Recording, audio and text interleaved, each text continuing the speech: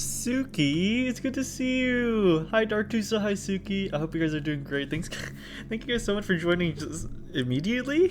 I appreciate you guys so much. I'm gonna be setting up a little bit, waiting for individuals to gather, and then we'll get right to it.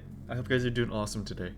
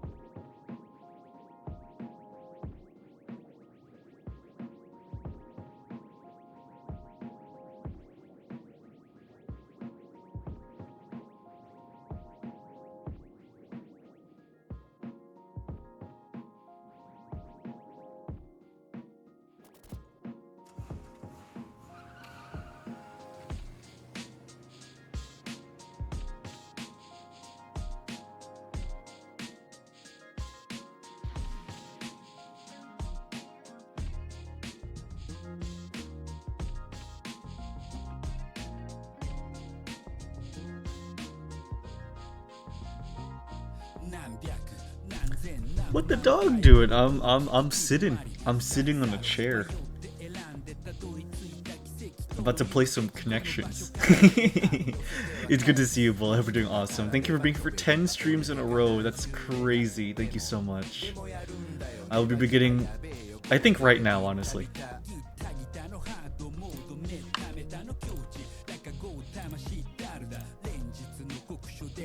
You are now watching MrNeutral.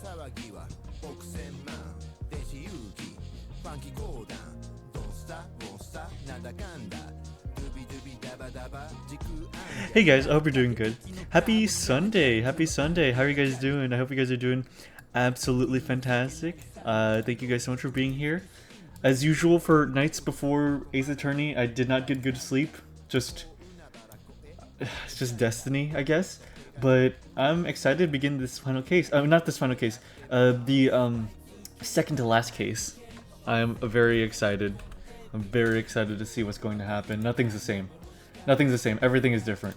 Everything is different. I am so excited. But guys, let's... Hold on. Let me pull up my dailies. Here we are. Alrighty. Aww. Hey Bao, there's a cute little. Oh Bao, Suki, thank you. Handsome dog Bao, you guys are so sweet. You guys are gonna make me blush. Oh, you guys. How are you guys doing today? It's good to see you, Bao. It's good to see you, Suki. It's great to see you, Bull. It's awesome to see you, Dartuza. You guys are awesome. Always awesome. I hope you guys are doing absolutely incredible. Thank you for being here. Well, why don't we begin with some dailies to warm up, and then we'll get right into the game. I think that would be a good idea. Alright.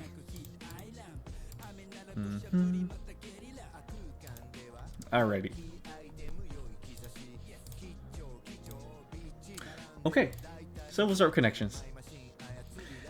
Today, we got Nice, Nadal, Zipper, Celeste, Jacket, Osaka, Jaw, Sinner, I, Gremlin, Phoenix, Squatter, Refer, Tremor, Rotator, and Lima. Well, Refer, Celeste, I, and... Oh, wait. Never mind.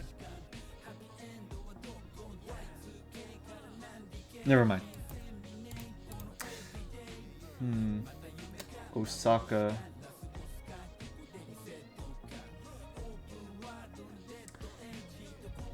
Osaka, Phoenix, Lima.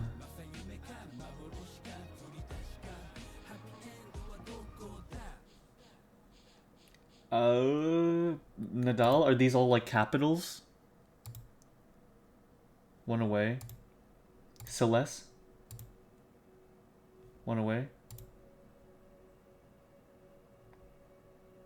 Rotator, Squatter, Sinner, Jaw, Zipper, Nadal, Nice, Jacket, I, Gremlin, Refer, Tremor.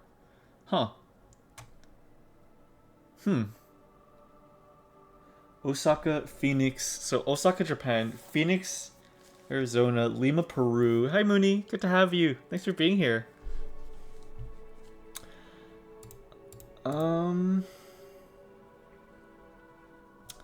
I, Jaw.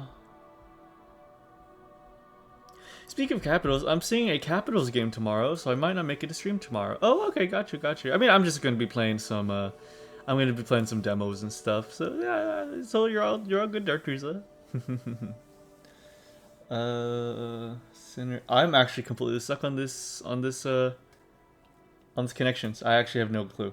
I genuinely don't know.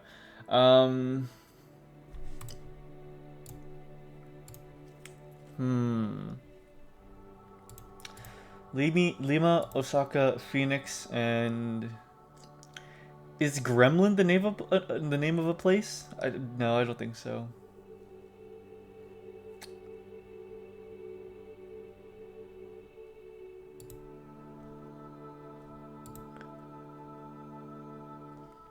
Sinner, I, Nice. Zipper. Zipper is something you pull up. Squatter.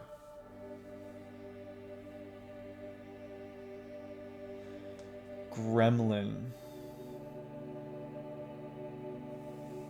Yeah, I honestly have no clue. I'm completely stuck right now.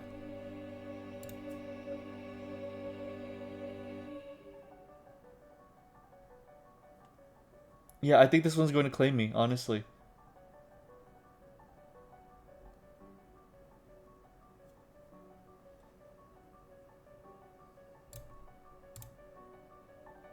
Yeah. Cities. Lima. Nice. Oh, Nice? Oh, wait, I did think palindrome. Wait, Rotator. Oh, Rotator's a palindrome. Oh my god, I did think palindrome, but I don't know why I didn't think Rotator was a palindrome. Oh. Darn it. Oh. So I was moving the surface this stream. Let's send you the Bliss influence. Oh, actually, that completely autoplayed. That actually completely autoplayed. That completely autoplayed. That was, yeah. Muted? Muted? Wait, what's muted, Mooney?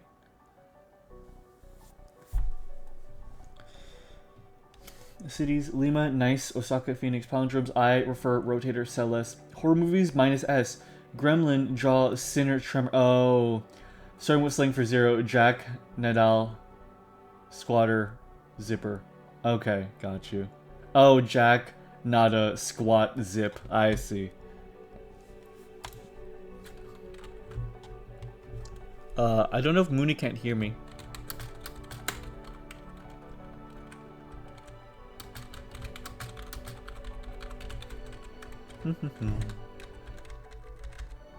Boop. Alright. Oh, you know what I want to try? Hold on, hold on, hold on. I found this. I found this daily game. It's called Power Scale. You have to see who's stronger between who is on a higher power scale between two given characters. It's really dumb. Simon Easy. Second hear me. Second here is it just me. It. Just you? I'm pretty sure you guys can hear me. Simon. Salty Bets rules. It is essentially Salty Bets, isn't it? Yeah. I mean, I would believe a Toho character could beat Simon, but not this one. Uh-oh. Okay, okay. Good luck, Mooney. Here's a watching Death Battle is fine helping. It's good to see you, King. Hope you're doing good.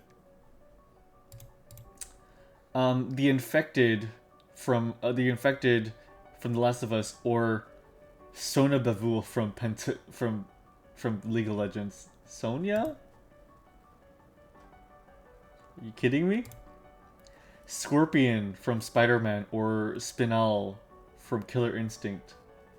I would imagine a Killer Instinct character is generally stronger because it's a fighting game character. Never mind. Oh, okay, okay, okay. Your headphones are acting. Okay, got you. Okay, you good now, Mooney? That's weird. Rooster Cogburn from True Grit, or Strider Hiryu from Strider. The ninja, yeah, it's a freaking ninja. Wonder Woman from Injustice, or John Constantine from Arrowverse. Come on.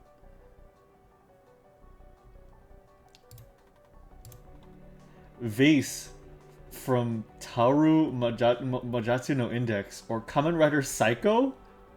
I mean, Kamen Rider, I guess. Okay. Yeah, sorry for the false alarm. No, you're all good, Mooney. Welcome back. Mega Man Superform from Mega Man, or Aaron from Beatdown Fists of Vengeance. Mega Man? With preparation? Marinka from The Weakness of Beatrice, or Nico Tatopoulos from the TriStar Godzilla series. Oh my god, the fucking protagonist of American Zilla. Oh my god. Nico Tatopoulos. This must be from later Taru, because I don't know who that is. Oh, I see. Marinka. This is just a guy. What? 9A to at least 6C? What the fuck do you mean? He's a regular guy. He is literally a regular dude. Okay. Michelle K. Davis from Terraformers, or Solan from Jackie Chan Adventures. I don't know, she's got bug powers. Damn it. The power of human spirit, oh my god. Irolas Aldersapt from Final Fantasy 15, or Haru Ichinose from Akuma no Riddle. I don't know, this guy? Oh, they're equal, it's a tie.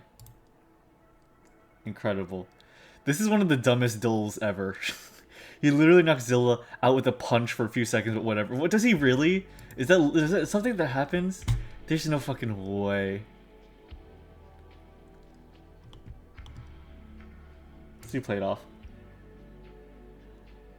Okay, Makalasa from Serbia, or Sai Krok Isan from Thailand.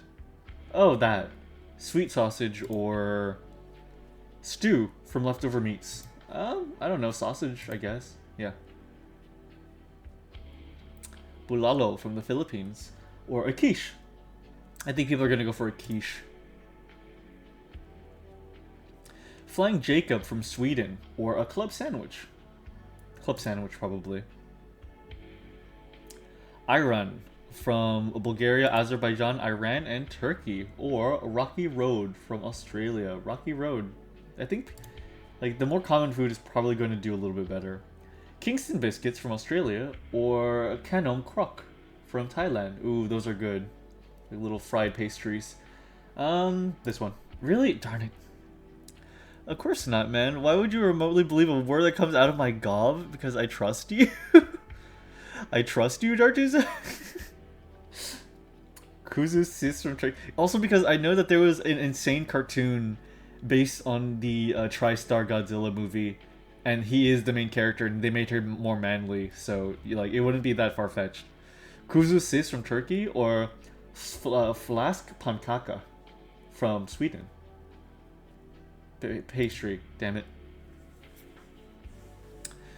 Olebel from Netherlands, or Dobara from Algeria? Pastry. Locro from Chile, Colombia, Peru, Bolivia, Paraguay, Argentina, and Ecuador, or Patatim from the Philippines. Stewed meat, damn it. Chiles en nogada from Mexico, or Hiu Pinyaram from Indonesia.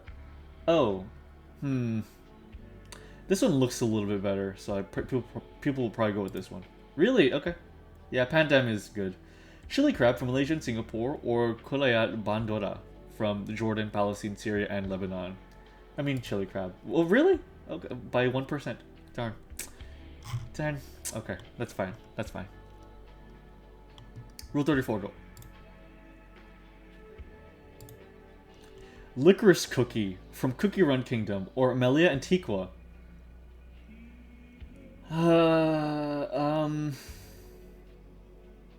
Melia Antiqua. Okay. Hungry does always make me crave. Yeah, fair. Obstagoon or Sakura? Sakura. Rainbow Mika or Toy Bonnie? Shit. Rainbow Mika. Darn it! Really? Okay. Ashley from WarioWare or Leopard? Ashley... Okay. Wow, by like 10. Astra Yao or Romelia Scarlet? Wait. Romelia Scarlet. Okay. Oof. Quackavol from Pokemon, or Cleopatra from Fate? It's the character done by the Danganronpa artist. Cleopatra. Fuck. I don't think the Toho buff exists so cool because most Toho art is on other brews, not Rule 34, unfortunately. Vegeta or Avi from Fortnite Vegeta? Jesus. Lulu the Face Horse. Really? Wow. I guess it would be a different story if it was Azula. Nita from Brawl Stars or Rumble from League? The Brawl Stars always has so many, like a surprisingly high amount of results. Buff has been around longer? That's fair. Cover art. I've always tried to go with the Toho buff, but then I'm always disproved whenever I try it. What is this? Oh, I don't know what this one is. Plains.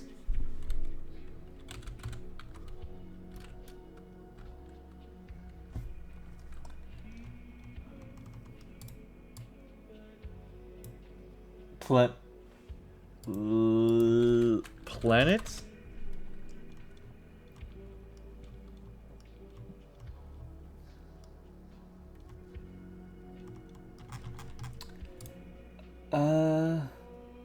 Yeah, no, I don't know this one. Planet of Lana. Oh, I looked up Planet. Okay. Let's see.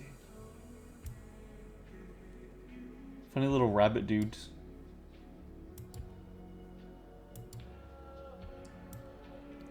Man, the dailies today are just not going great. I don't know this one either.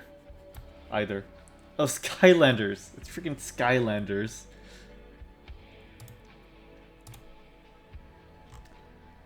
Is this a Kingdom Hearts? This is a Kingdom Hearts. Crap, I forgot this character's name. Is it like Roa or something? No, it was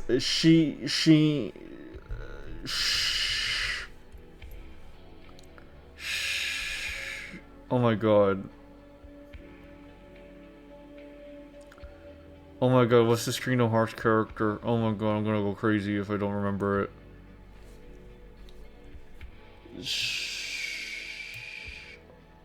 Oh my god.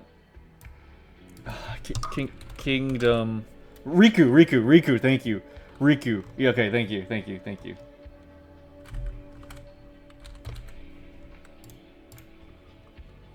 As soon as I saw the R. Quick draw, 2 players, wizard duel. Baby rocking, fake shaving. Launch titles? Quick reflexes, motion controls, guessing objects? Samurai training. This is WarioWare, isn't it? WarioWare touched. No, wait, no, WarioWare smooth moves. Really? Minigame collection, face-to-face gameplay, milk the cow. Oh, this is that Switch game. Is it just Clubhouse games for Switch?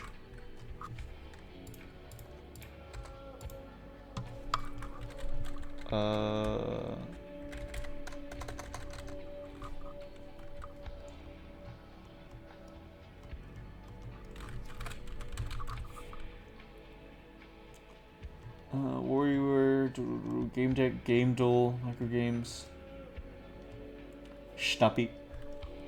1-2 Switch. Is it really called 1-2 Switch? I thought it was called Clubhouse Games for some reason. Okay, 1-2. Thank you very much. Okay.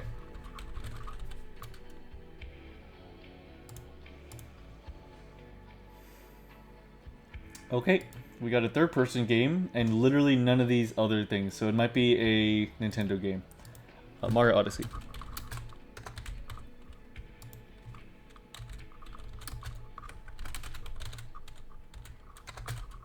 Oh my goodness, please. Okay. Not a Switch game. It is not Nintendo.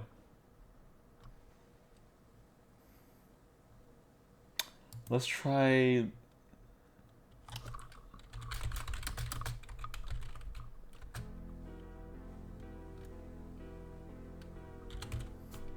Phantom Hourglass, specifically. Not a DS game, but it's before 2007.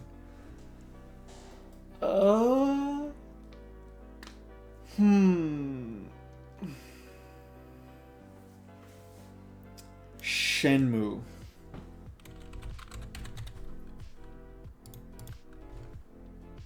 $19.99. Okay. It is probably on the Dreamcast. Oh boy. A third-person Dreamcast game. Shoot.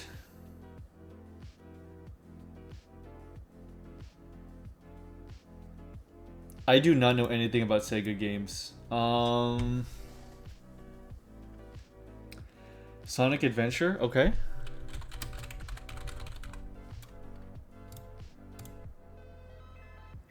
It is Dreamcast. It is a single-player, multiplayer, split-screen game. A third-person split-screen game on the Dreamcast.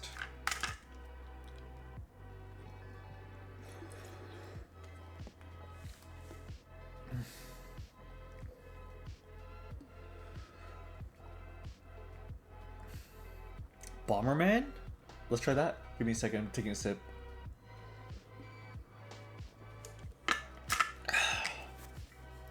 Let's try Bomberman. The original Bomberman is isometric, but I know there was like one weird spin-off that they had. Nope. Okay, it's not Bomberman. God, let's look up Dreamcast games. Why not? Dreamcast games.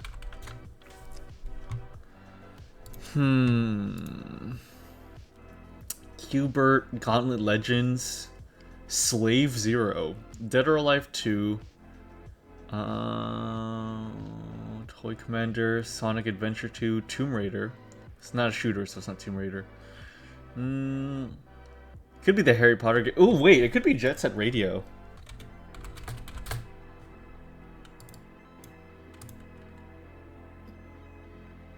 Not Jet Set Radio.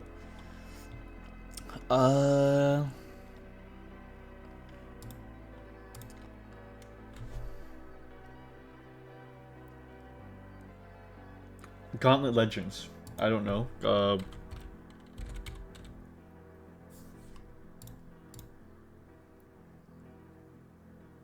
God, dude, I am Crazy Taxi. It has to be Crazy Taxi. Okay. Oh, it's Tony Hawk's Pro Skater. There's a Tony Hawk Pro Skater in the Dreamcast? That's crazy.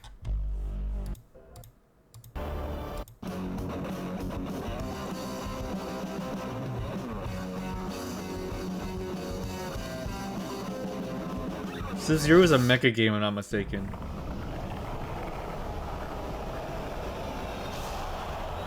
Interesting.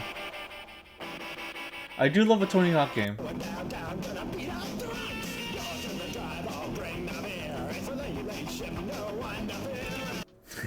Awesome. Alright guys, well, we've stalled long enough with dailies. Why don't we just get right to playing the game? As a change of pace, I will stay in my regular outfit because I want to wear it more. So I will not wear my lawyer outfit this time, because we're not technically in court anyways.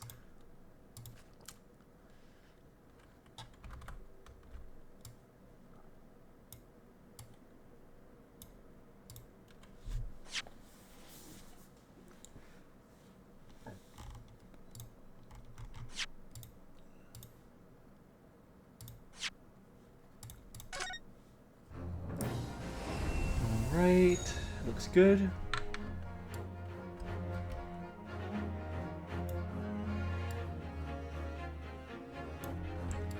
Just a screen it's had.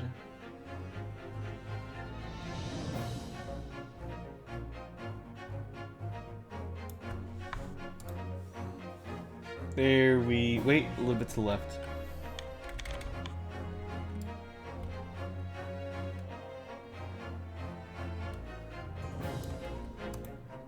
There we go. Okay, awesome. And I can do this. Alrighty.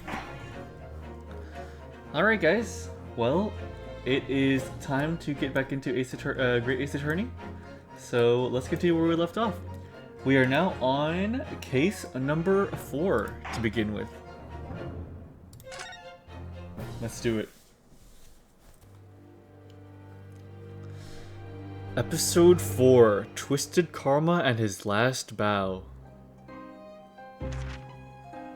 Pipe in hand, Sholmes looked down at the thick, rolling fog outside our window. I wonder exactly how many mysteries are out there, hidden within this bed of fog, he said. Indeed, a most bizarre incident, born of a curious advertisement. A hellhound's mad gallop through the shadows of a serial murder. An executed man's graveyard resurrection in the dead of night. Huh. And a commonplace killing in a small, forgotten room at the edge of town. Ooh. There is, naturally, always another side to every case, of which most remain ignorant. And it is that other side which compels me to the scene of the crime, Wilson. So quickly now, take your hat and let's be on our way, my dear fellow. For our adventure is not over yet. Come, the game is afoot. Yeah. Awesome. The game is afoot. Love that. I love that so much.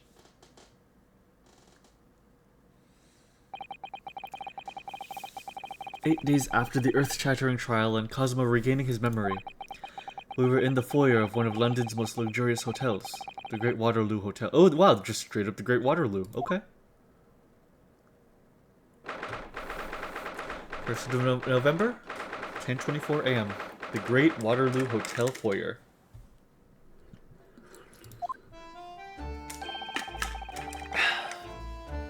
Professor Mikotoba is due to arrive at any moment. Yes, I'm so glad we got here in time. Susato-san hasn't been the same since what happened. Not that I'm surprised. The truth about Kazuma-sama's father... Do you suppose my father knew? That he was actually the mass murderer, the professor, you mean? I knew that's what she was thinking about. There's a good chance, I'd say. I mean... They did come here to London together 16 years ago, didn't they? Yes, that's true. Come to think of it, didn't you say that Professor Mikotoba knew about Kazuma going missing in Hong Kong as well? That's right, but for some reason he wasn't at liberty to talk to me about it. That probably means he knows then. About Kazuma showing up here in London with amnesia, and that he's regained his memory now. Ah, there she is! Oh my g- Whoa! Whoa! Whoa. Whoa. Whoa. Wow, the judge really cleans up. Oh my god. Holy fuck, judge. Alright. Good god. Judge, he looks like a unit. Oh my god. I can't believe I'm saying this, but the judge is attractive? He's surprisingly handsome in his suit. It's crazy. Hello, Susato. How are you? I'm very well, thank you. We're delighted you've arrived safe and sound.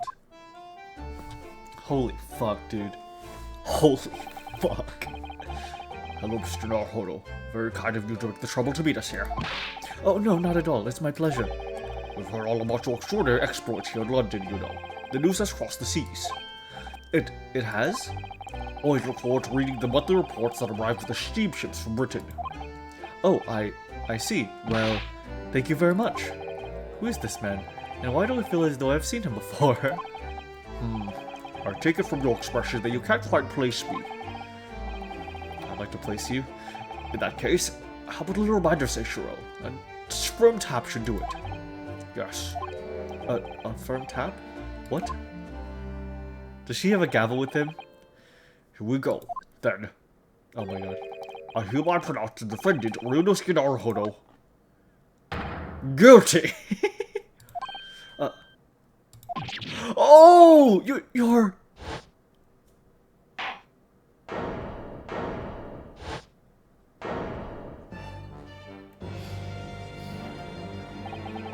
The court will now hear the trial of Ryunosuke Naruhodo. He can give me a firm tap on the ass. That's right. That's right, Tartusa. Your Excellency. Hello, Judge Jigoku. How are you? How are you? It's been a long time. Ha ha ha ha ha! Good you remember now. I really did the trick.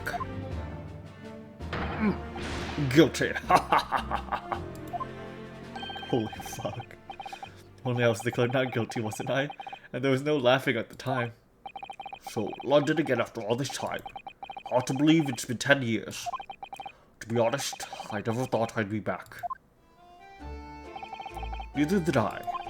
I didn't imagine Japan would ever be invited to an international symposium like this. Though really, I doubt anyone did, to be honest. It's all thanks to you, isn't it, Seishiro? What are you talking about, Eugen? Of course, Judge Jigoku. He must complete the set. He was the third person.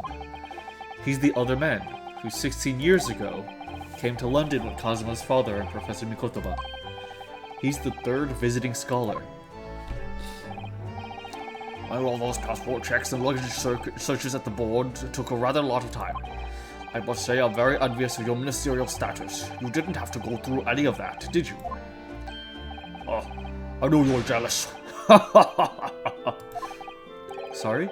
Ministerial status? Yes, didn't you know Sisho here is also Japan's Minister of Foreign Affairs? It was his personal assistance that allowed you to take Cosmo's place here on your study tour. Guilty as charged. This fucking guy. Oh, well, thank you very much. He's really every bit as important as he looks. Chigoku is a fitting name. Yeah, it is. Yes, now. Naruhodo. I received a telegram from Lord Shawheart yesterday. Oh, you did? It appears that some things came to light in a trial you were involved with 8 days ago. About what happened 10 years ago. That tragedy.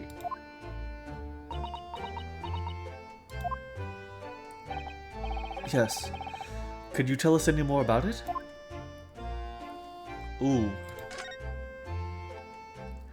Jigoku can hardly even fit on the screen. So, how was the voyage here?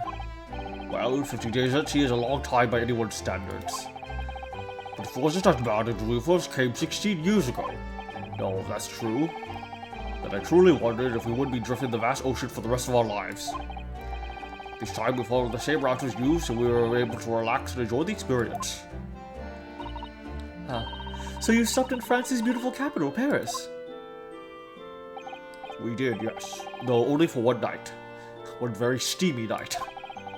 And yesterday evening we left the port of Dunkirk for Dover. Just in time for the symposium, in fact. It starts tomorrow. It's wonderful that you were invited to attend such an important international event. I'm very proud of you, Father. It's thanks to Seishiro here. 16 years ago, he managed to ingratiate himself with Britain's Attorney General. I'm sure that's why he was invited, and I suppose you could say I'm something of an appendage by default. Speak for yourself, Eugene. You were close friends with the professor of forensic science at the major hospital. Yes, well, I'd rather not dredge all that up, really. No, there's been a lot of water under the bridge since then, but it doesn't bring him back. Cosmo's father, I suppose. You can clearly tell Mikotomo is standing much closer to you. I guess so, huh? The professor, the killer who took the lives of 5 members of the British aristocracy, was actually Cosmo's father, wasn't he? That's correct. Genshin Ashoki. Genshin. You knew, I presume, father.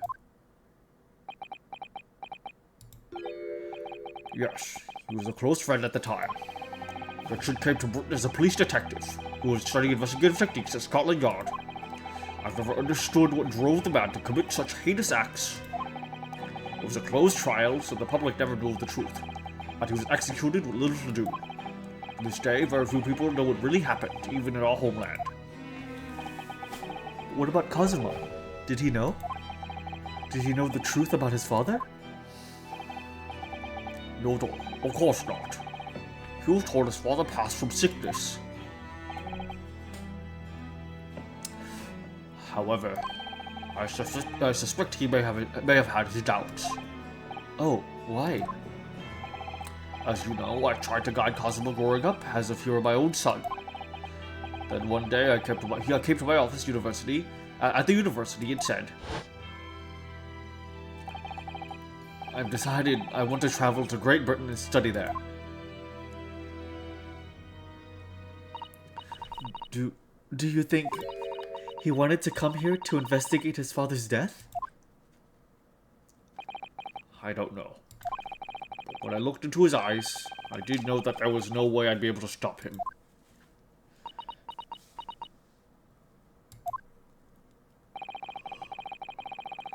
Something else came to light in the trial the other day, actually. Oh? What? Well, having disappeared in Hong Kong and been missing for almost a year, Cosmo has since turned up here in London, working as the apprentice of Lord Van Zieks. What? What? That's new to us! Oh. So, Lord Strongheart's telegram neglected to mention that part then. Ooh. As you know, we both thought Cosmo had died on the steamship during our voyage to Great Britain in January. But he didn't die. He's alive. As you knew, didn't you, Father? In actual fact, no. What I did know is that when your ship docked in Hong Kong, he mysteriously vanished. We sent a team of investigators to Hong Kong to try to ascertain what had happened, but to no avail.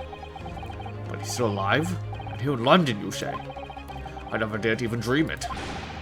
What on earth did the young man not make contact?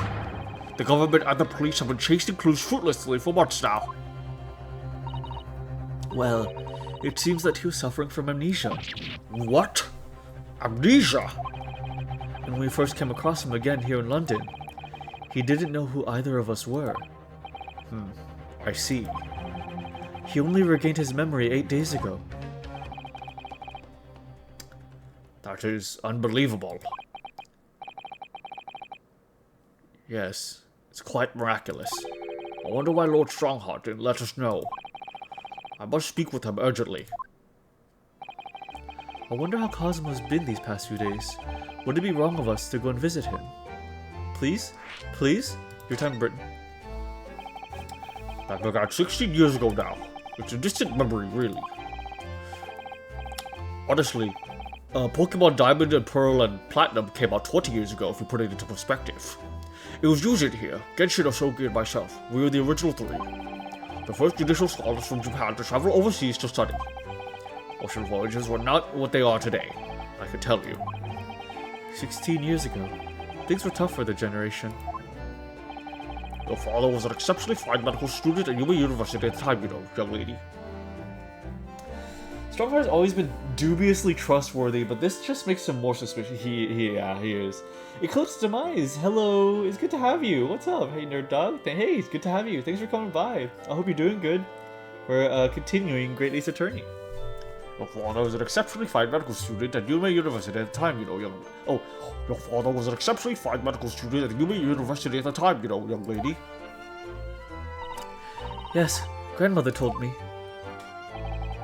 He went to do research at Great London Hospital to study autopsy, practically unheard of in Japan. Yes, it was an eerie place, sandwiched between the back of a prison and a burial ground.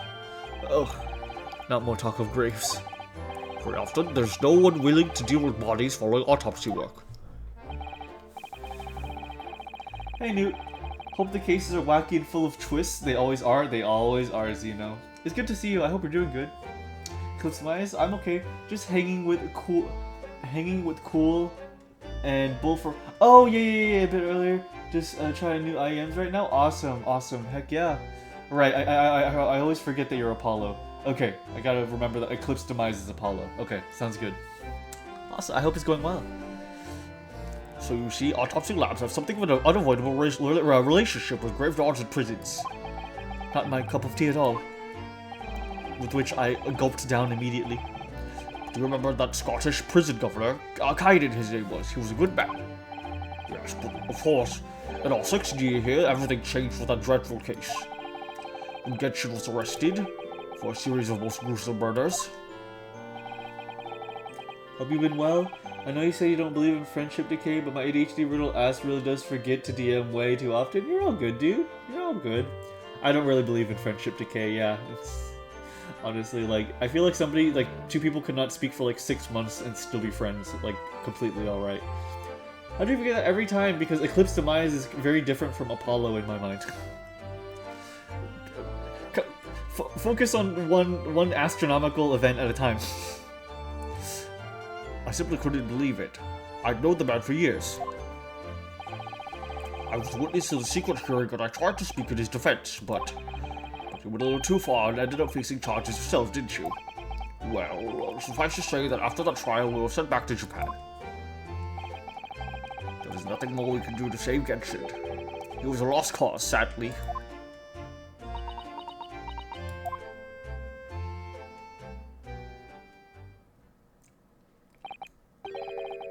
360 days? That's pretty crazy. Well, if you excuse us now. Yes, I'd like to get the truck up to my room as soon as possible. Oh, I'm so sorry. I shouldn't have held you up here for so long. I'll call for the porter then. Just wait here. Susato-san's gone off at a run.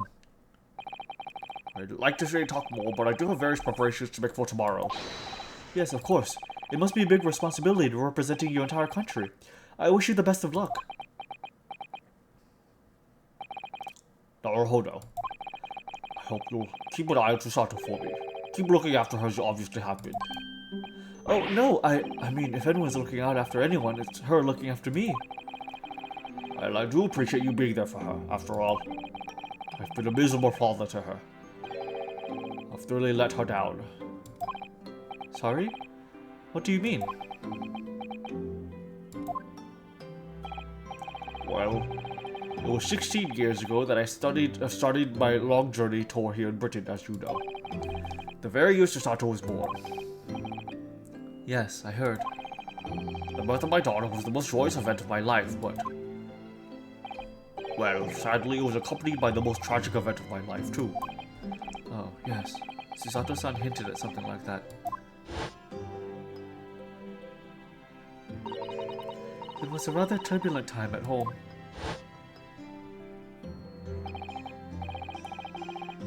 People have different names on different platforms. That's crazy. I don't even do that. Oh my god, King. Anyway, I won't bore you with the details.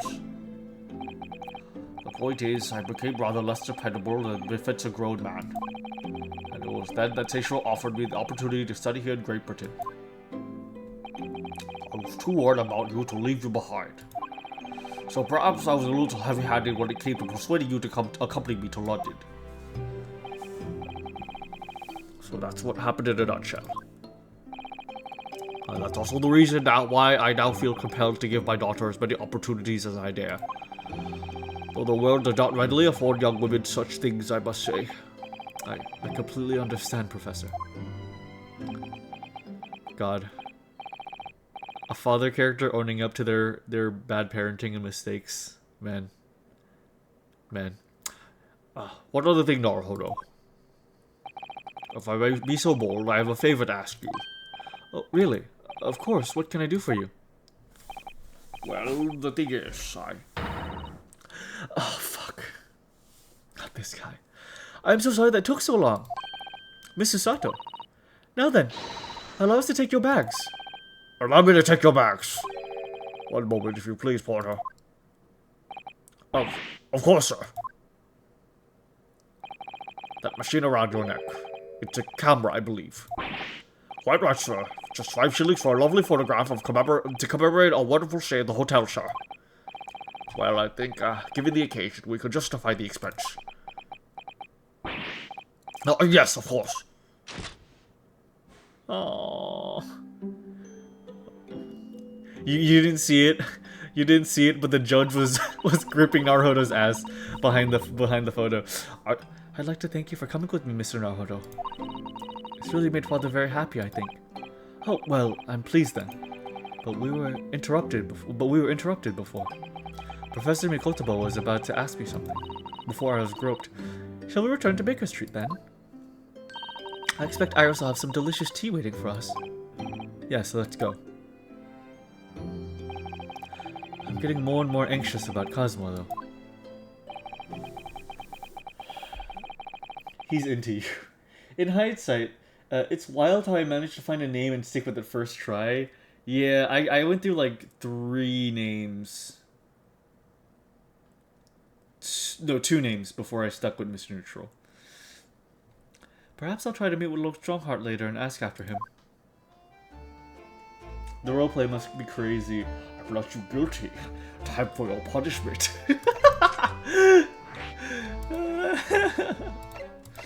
Oh, fuck.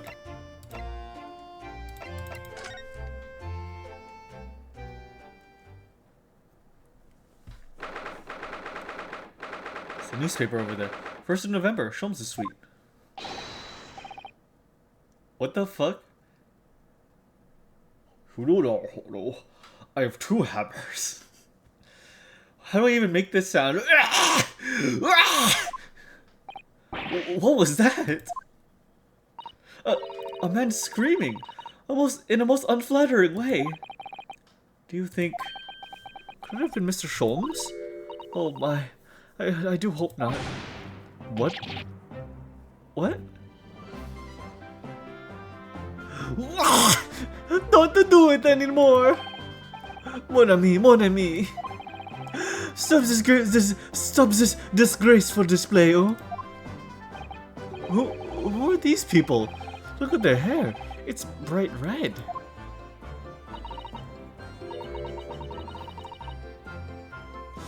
I think they must be clients of Mr. Sholmes. Oh, hey. Right, you two, you're coming with me now. Down to the clink. No, not in prison. It is dark and damp and I don't like it. Oh, the darkness, it is my friend. I am not scared. But you are scared of the dark. Shut your mouth, you idiot. I will sit quietly in the dark and plan our next daring heist. I don't like this. I don't like it. Well, tough. We'll finish you down at the yard. Now get moving. Bye then, Guinea. Have fun. Oh yeah, thanks, Iris. And thanks, you're great detective. Nice. I love her. I love her so much. Jenna makes a fine detective herself, doesn't she? Oh, Susie and Bruno. Hello, Iris. We're home. Well, did you find your daddy? Yes, we arrived at the hotel just before he and his friends. Oh, well, that's great news. I hope I'll get to see my daddy again soon. Oh. Ah, yes, of course. Dr. John H. Wilson.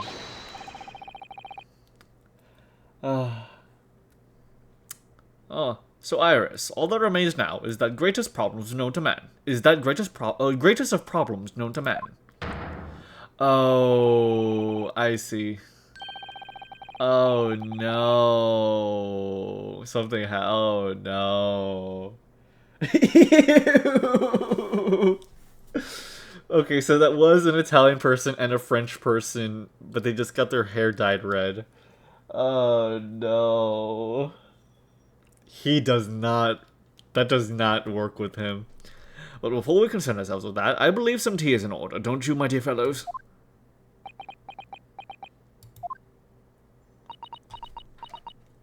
Super rare red shelves. Shiny shelves. Is something wrong, Mr. Naruto? I do have some do I have a crumb or such like on my face? Not so much on your face as on your head, I'd say. Come along then, everyone. I've brewed a lovely special blend. Time for tea. Whatever is going on here today? In that case, let us sit and drink now. For I am, in fact, expecting a guest later today. Hold on.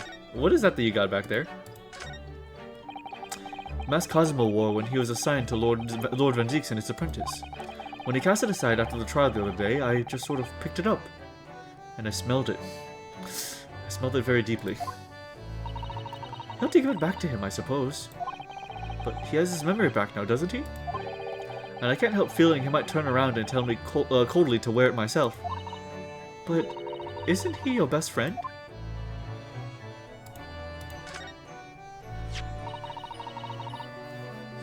I'm not sold, Sholmes, no sell. Man, if you ever see me trying to dye my hair like this, try to hide gray hair, you just fucking hate me. I will say, I would love to have like a little bit of brown hair on my head a little bit. Just, that's something that like I think about sometimes. Because my hair is black, and under yellow light, it actually does naturally shine vaguely purplish. So it's like there's almost no hint of brown in my hair. There's like, it is just like jet black.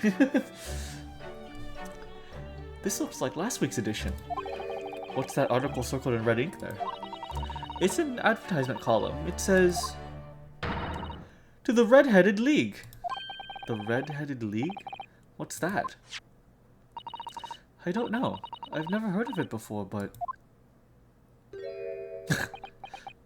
I love the slow transitions to different poses. Is something on my face?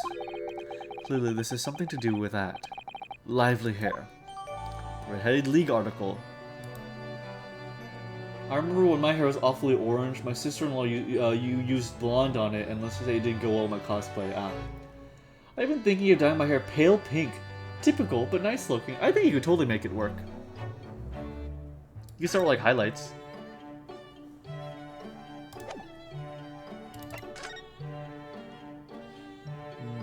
The 2 visitors. Mr. Sholmes, who were the 2 gentlemen that were here before? Oh, just a pair of petty criminals, nothing of significance. But of course, they have to make a living somehow. And when the mood takes me, I'm willing to turn a blind eye to all manner of infractions. When the mood takes you? All manner of infractions? But when such fellows set their sights on Mr. Sherlock Sholmes, well, that's when the luck runs out. Oh my, you were the target of a crime, Mr. Sholmes? But I quickly devised a plan to entrap them and deliver them to our young detective ally. You should have asked Rexy to come too. We could have had an arresting tea party. I did send word, but no answer was forthcoming. The man is consummately in the wrong place at the wrong time. There's a word for it, I'm sure. Aha, I have it. A bungler. That's the word. It's a good job he's not here to hear you say that. So those redheads had been up to no good. I wonder what the men did. Let's see for ourselves, maybe. To the Red-Headed League, on account of the bequest of the late Ezekiah Hopkins of Lebanon, Lebanon, Pennsylvania! of Lebanon, Pennsylvania, USA, there is now another vacancy open to which entitles a member of the League to a salary of £4 a week for purely nominal services. All red-headed men who are sound in body and mind above the age of 21 years are eligible. Apply in person on the morning of the 31st at the large park on Lime Street. Get £4 per week if you are a redhead. The most fantastic money-making opportunity. Public health report. Despite the condition of the city of London itself as of late, it has been a positive year so far in public health. There have been fewer cases of consumption reported when compared to last year, and smallpox is now at an all-time low thanks to the vaccinations offered at the smallpox and fever hospitals throughout the various parts of London. Doctors, however, warn that there appears to be beginning yet another cholera epidemic on the horizon. Although the cause of such outbreak remains unclear, public is strongly advised to drink only water which has been previously boiled. Okay, retrospect.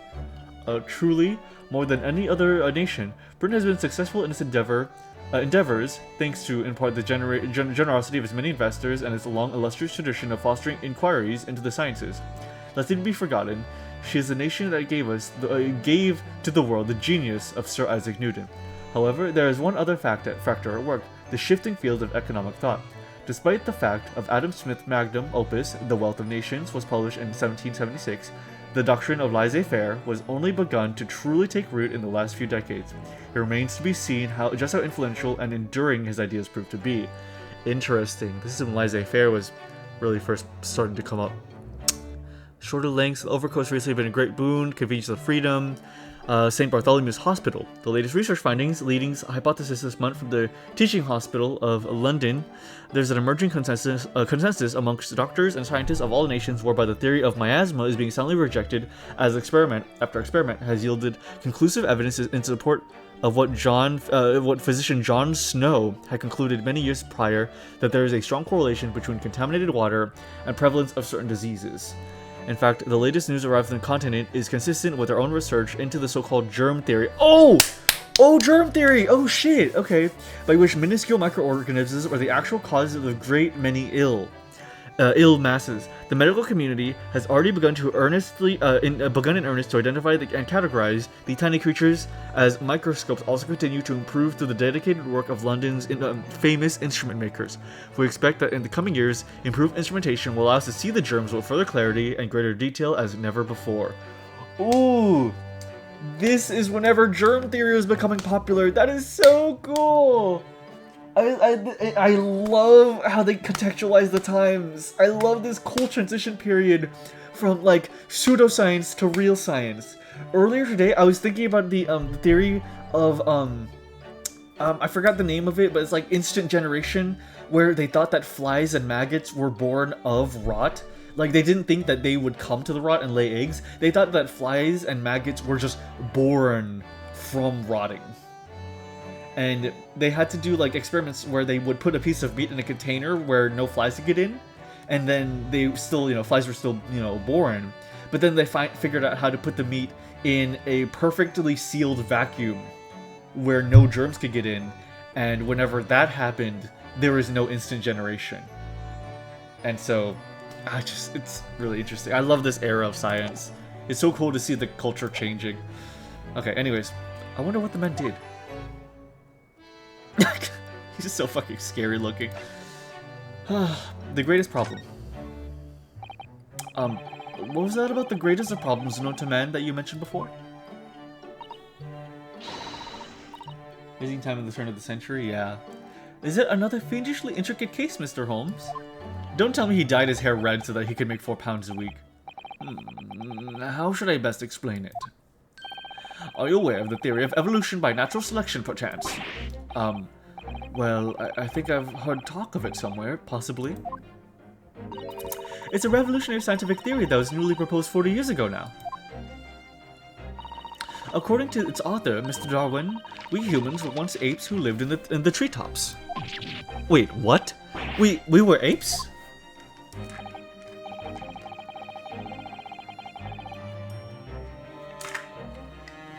I recently read a bunch of quotes from Darwin himself from his time aboard his ship, and he writes in his diary like a teenage girl tweets on Twitter. He was like, he hated his time in the Galapagos, so he made like diary writings like, I hate it here, I want to kill everyone and then myself. It was like, I'm very nauseous, very stomachy, I do not like to be here. And it's like, it's so funny. It's so funny. Indeed. And from the very moment those apes descended from the canopy to live as humans, it has been our lot to be at the mercy of the greatest problem known to man. Our lot? What is this great problem, Mr. Sholmes? Why, is it not obvious, my dear madam? The problem of rent.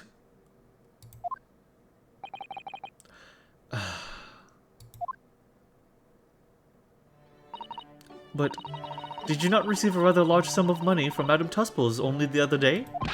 Pshaw, a large sum. One potted herb for Iris and a new motor car for me later. Fucking Christ. One potted herb for Iris and a new motor car for me later, and all of it has quite disappeared, I assure you. Honestly, Hurley, you know you squandered it. Yes, well, anyway, 2 days ago, I discovered the answer to man's greatest problem. For the coming month, at least. And what was the answer? Why, there is a substantial clue. Before your very eyes. He fucking blew all of his money on a car. Don't tell me. Let me see. Humans are sorry creatures, unable to see what is in the front of their noses. Let me give you some assistance. Don't look, but observe me very closely. There's one particular feature about my person that has changed. You should notice it at the end, I think. In the end? It's been stabbing me in both eyes right from the very beginning of our conversation. I think we might need another clue before we uncover the full answer, Mr. Naruhodo. Thanks for the hint. I'll be tearing my hair out if this charade goes on much longer. The lie you told. Mr. Sholmes, isn't it about time you told us the truth? Just over a week ago, you said to us... Back when your hair was normal and not disgusting. I shall now tell you something of the first importance, my dear fellow. Great detectives are wont to lie. It will serve you well to remember that.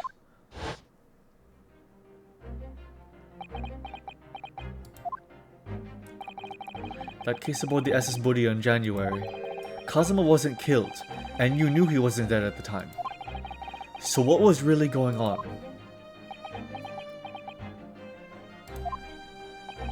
The fellow was unconscious for a very long time.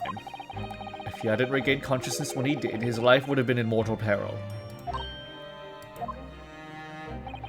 Of course, a side effect of the prolonged comatose state was amnesia, as you know. It was a simple enough task to silence the crew. But how? After they'd carried him out of the cabin, I assembled them in the lobby area. Then I made them swear to leave him unconscious and have him unlaid from the ship in Hong Kong as a murdered corpse. Oh, how horrible. It was necessary to find some material with which to persuade the crewmen to keep their word, of course. But why? Why do it in the first place? I will be at liberty to elaborate in due course. But for the time being, I would like to reassure you. I didn't foresee the subsequent events. What events? His disappearance in Hong Kong. Oh. I believe I may have made a gross error of judgment. Whoa. Mr. Sholmes.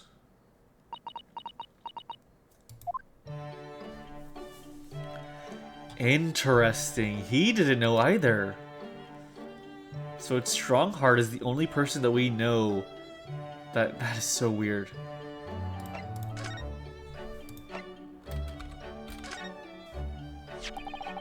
It looks as though someone circled an advertisement in this paper, Mr. Sholmes. To the Red-Headed League. Does that strike you in some way? I was thinking that just maybe it might be related to your bright red hair.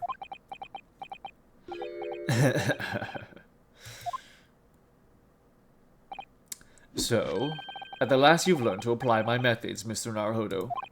Sorry? In the first instance, and quite indispensable, observation. Believe me, I could have seen that hair with my eyes shut. So then, allow me to regale you with the details of my latest exploits. Regale or boast.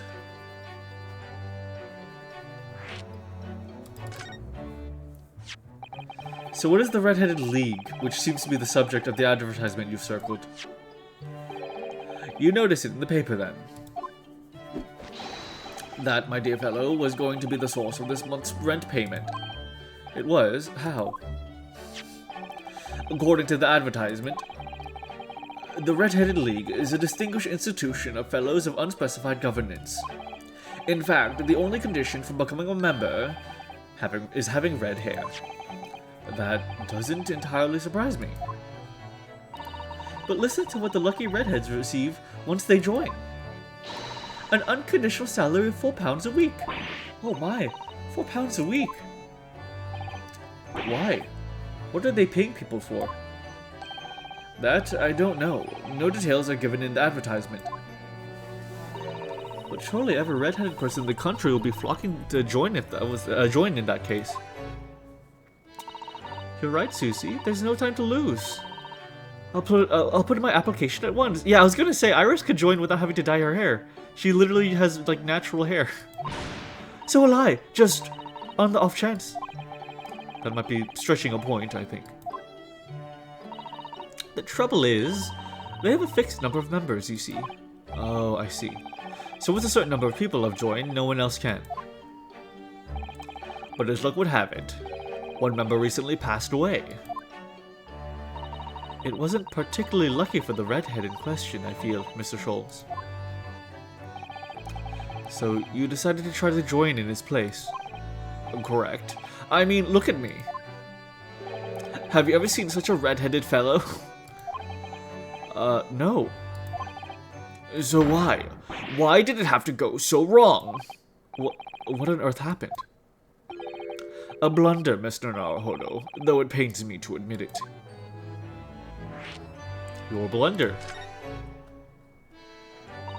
What did you actually do to your hair, Mr. Sholmes? Beats? I'm glad you asked, Mr. Sato. What you see atop my head is neither a dyed nor a hairpiece. I changed the color of my hair overnight, by the wonders of chemistry. Chemistry? I was conducting some research into a method of rejuvenating spent tea leaves. And in the course of my work, I stumbled upon a potion that, when taken, turns one's hair flame like red. That is... Would you like to try it? It will make every hair on your body perfectly crimson. I think I'll pass. But Mr. Sholmes, is it quite safe to drink? Surely it's bad for you, isn't it? Amateurs are always hampered by such fears. Oh, I should have never doubted you, Mr. Sholmes. You mean to say... But of course. To earn £4 per week, one must be prepared to turn a blind eye to a little danger. That degree of red signals more than just a little danger, surely. So anyway, Hurley left full of confidence yesterday with his new red hair. For the park on Lime Street, where the Red-Headed League were interviewing prospective new members. So what went wrong? The whole park was choked with redhead folk, like a coster's orange barrow. I queued for 8 hours solid before last. I reached the front. But when the panel of interviewers saw me, they immediately said, "Ah, Mr. Herlock Sholmes, are you disguised to conduct an investigation?"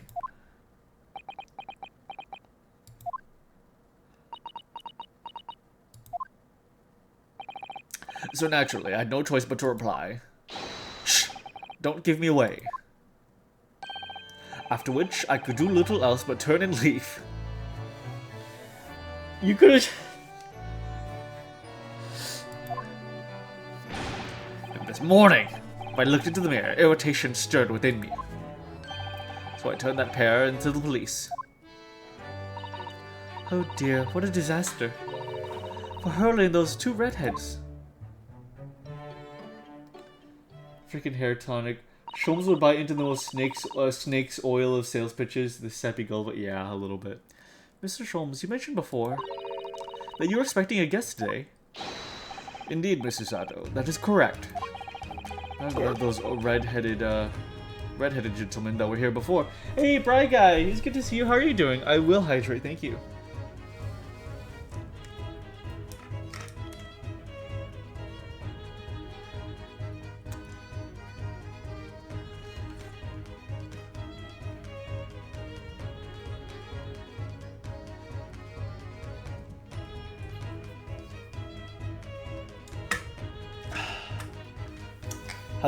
How's Ace Attorney today? You doing good? We're beginning the second to last case, the penultimate case of the game. Just going through the intro, essentially. I'm happy to hear that you're doing all right, my friend. It's always great to have you. Not at all. They were petty villains. The guest I'm expecting is a client. Oh? A young gentlewoman who wishes to appoint the services of this great detective, no less. Oh, how wonderful, Mr. Sholmes. You must stay and observe the fashion in which a great detective receives his customers. Must we? I have you in my clutches now, Rent. Just as I have you in my clutches, redheads. That haughty laugh is masking a rather sinister thought, I feel. You know, the lady isn't due for another hour yet. Don't feel as though you must wait around if you have other things to do. Gotcha. Let's get a move on.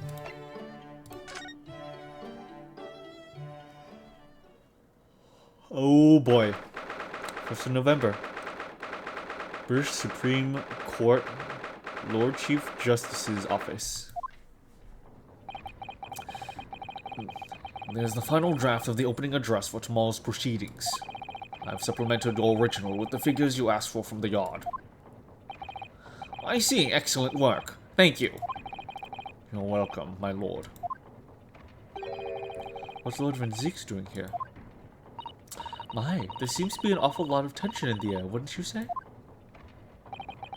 This place is stifling enough as it is. We really don't need any more tension.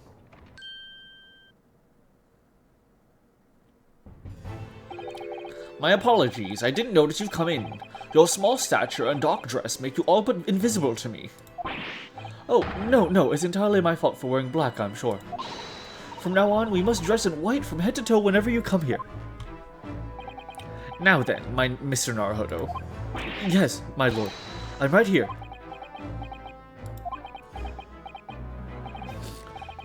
Kill me now. Is something wrong? Perhaps it's a little too hot in here for you. Looks at Van Zieks. Yeah? Oh, no, not at all. I mean, I've never experienced a room such a perfect temperature. If you're sure, the beads of sweat carving their way down your face seem to suggest otherwise. Because of the daggers you're staring at me with, mainly. As you're no doubt aware, my International Forensic Science Symposium begins tomorrow. In fact, your father arrived in London earlier today, I hear, madam. Oh, yes, that's right, my lord. He's extremely honored to have been invited. I'll leave the remaining preparations for the meeting room in your capable hands then, Lord Van Zieks. I will attend at once. I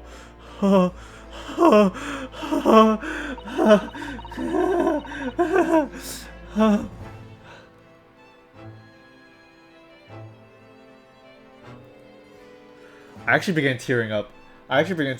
Oh my god. Oh my god, that look that he gave. Oh my god. Oh my god. Okay, I'm good. I'm good. Oh. I'm really congested today for some reason. He gave you a very cold stare as he left, didn't he? I know, but I haven't done anything. Have I?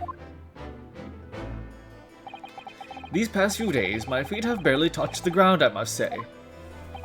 My dedicated right hand of many years was recently put out of action in spectacular fashion. Oh, I'm sorry to hear that. Is your left hand still of service?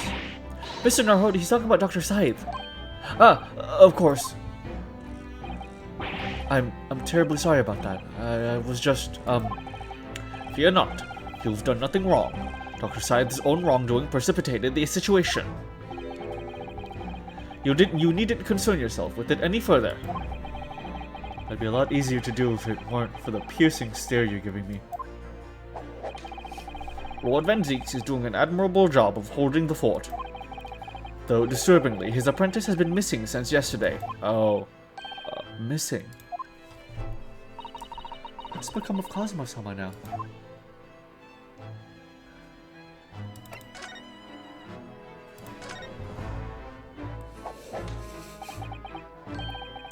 Not long ago, visitor numbers to the Great Exhibition exceeded 30 million. 30 million? Are there even that many people in the world? As a comparison, Mr. Narhodo, the population of the imperial capital of Tokyo is 2 million. That's fucking crazy. That's fucking terrifying. I will be opening the International Forensic Science Symposium in the exhibition's main auditorium. This event has been 2 years in the making. 2 years of preparation and negotiations with other countries. Sounds like a tremendous achievement. Congratulations. The 20th century will see the wholesale adoption of forensic investigation techniques, and the cooperation between policing organizations around the globe will be essential. Which is why this landmark first symposium has had to be hosted here at the heart of our great British Empire, in order that Scotland Yard will become the leading investigative organization in the New World. He's the same as ever, I see. That passion of his is quite something.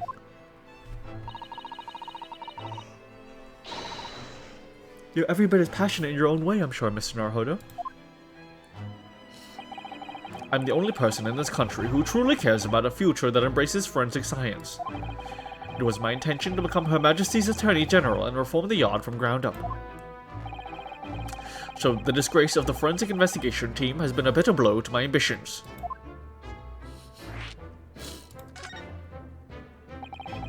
I first established the forensic investigation team a year ago, experimentally to start with. With Dr. Scythe at the helm, it was a steadily accruing and impressive record of achievement. I was on the verge of changing its name and elevating its status to full-blown forensic investigation department. And can you not do that now? Obviously. Nobody wants to hear anything about it at the moment. Even I can't keep the story out of the papers. 6 million Londoners will be cursing forensic science now. This incident will set back our country's advancement in the field by a good 10 years, I'd say. Unintended repercussions of our trial. We simply couldn't have overlooked what had happened, though. Of course not. We should all be grateful of you both. Anyway, I'll still reform this country's policing when I become Attorney General. This might delay my plans, but it won't alter them. Nothing will stand in my way. Interesting. About Lord Van Ziek's apprentice. Yes, that came as a surprise to me, I must say. That you and he are old friends. How did he become an apprentice on Lord Van Ziek's in the first place? It came about 3 months ago. An unidentified Asian man was apprehended by border police.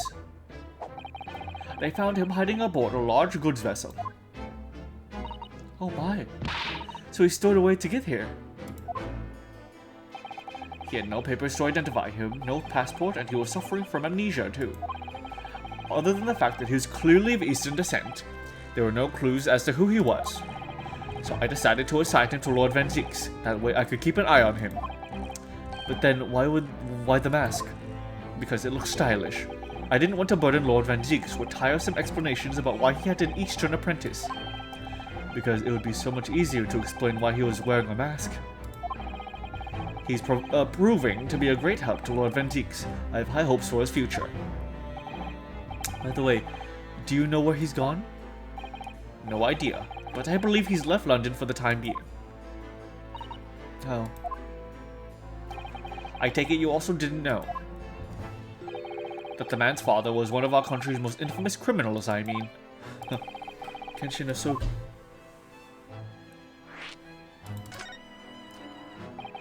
What we learned from that trial 8 days ago was a huge shock. Finding out my friend's father was... Ah yes, Genshin Asogi. The professor case 10 years ago caused a great stir here in Britain. They were such awful murders, and unprecedented, using a ferocious dog as a murder weapon. And no one would have believed the culprit was a foreign student invited to study here by the government.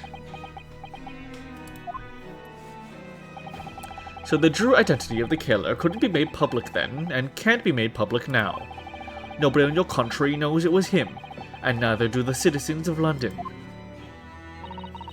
The main motivation was to avoid aggravating relations between our two nations at the time, I understand. Correct. However, it has been noted that there were some supporters of the professor's apparent cause. What? Supporters of a mass murderer? The majority of the man's victims were a blight on the aristocracy of the day. Somewhat ironically, their deaths actually benefited society as a whole. Or so a fair few thinkers in London believed anyway. Just a moment. Just a moment.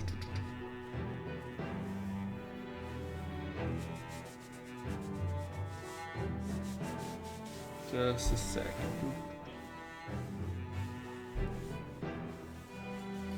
Alright. Okay. Yeah, I was figuring that some people out there would be supportive of the professor, considering, you know, killing aristocracy. Right, I see. But it was still murder, wasn't it? It seems very similar, doesn't it? To the idea of the Reaper of the Bailey.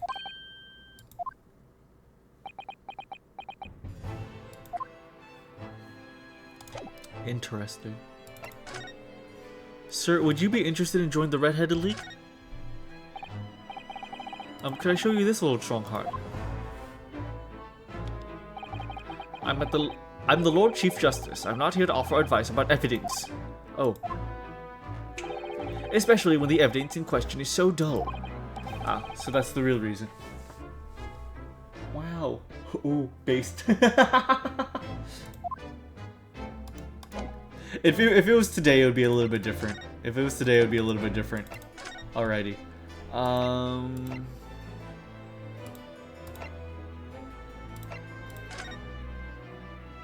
Maybe back to Sholmes? Oh, wow, we made it back in time. Ding-a-ling-a-ling.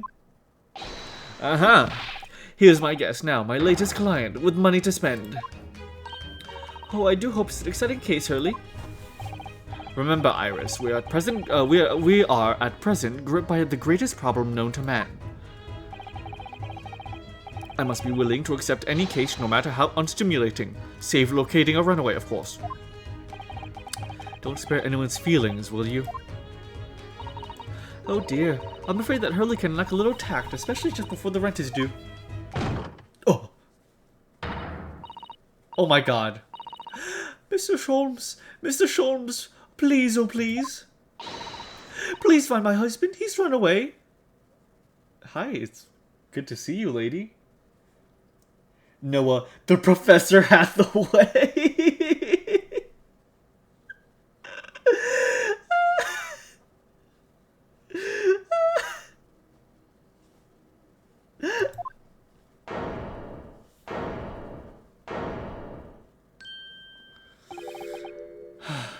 To upset me. I beg your pardon? Never mind. A personal matter. My apologies. What exactly are you trying to say, Mr. Naruhodo? I didn't say a word. Come, my dear madam. Be seated. Iris, some tea, if you please. Of course. Hey, ladies. I mean, lady. She is the juror, the second juror from the last trial. What's the matter, Miss Susato? Oh, it's just that gentlewoman. I feel sure I've seen her somewhere before. Very recently. Yes, now that you come to mention it. As I've explained earlier, my name is Evie Vigil. I implore you to take the case. Sir, money is no object. Simply name your figure. Money and wealth are of little consequence to me, madam. Being offered a case to solve is reward enough. Oh, Mr. Sholmes, your picture of benevolence. I will, of course, make a mental note of your offer, however, for contingent reasons. I trust you will remember your words also. If I might inquire, sir. This gentleman and lady would be... Oh, me?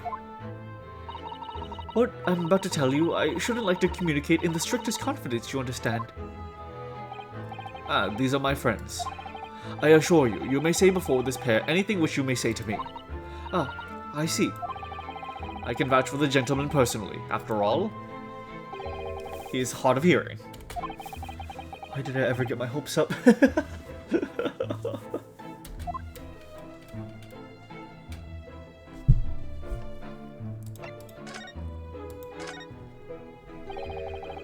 Forgive me for asking, Mrs. Vigil, but have we met somewhere before? Quite recently, perhaps? Oh my! Pshaw, my dear fellow, what is your intention? Clearly you have no ability to differentiate the facial features of the English. If you wish to invite the lady to tea, you must do so in a more gentlemanly fashion. Is it possible that you're the nice young lawyer from the trial I attended last week? Ah, I knew I recognized her. To have a man's fate in the palm of one's hand. Oh gosh, oh golly, it sent shivers down my spine. I didn't quite recognize her because she's acting so differently now. It must be very difficult for you as a lawyer, being hard of hearing, I mean. Pardon? Oh dear, I'm so sorry. Don't worry if you can't hear. It was a frippery, really, nothing more. Now look what you started, Mr. Sholmes. Thank you very much. I believe it would be prudent for you to sit quietly in the corner. Yes. What happened to... what's up with Mr. Vigil? Tell us about your husband, madam. Mr. Vigil, my Dale, is 40 years of age. I have a photograph here. Alright. An entirely unremarkable gentleman, by appearance at least. How long have you been married to this ugly rag? It will be 15 years this year. We have a cordial relationship, and my husband's income is more than adequate to live quite comfortably. more than adequate, so we live quite comfortably. As it would appear, I need only look at you to know these things. Oh gosh. Your dress is the latest style, your height clearly regularly groomed, and your eyes are animated. In short, you have no inklings as to why your husband might have disappeared, correct? Hey, Rox kid, good to see you. Hope you're doing good. That's right. He's a kind man with a strong sense of loyalty, and he rather dotes on me. Which would point to the possibility that he's become embroiled in some incident or other. Oh, that is exactly what I fear must have happened, Mr. Sholmes. I'm quite beside myself.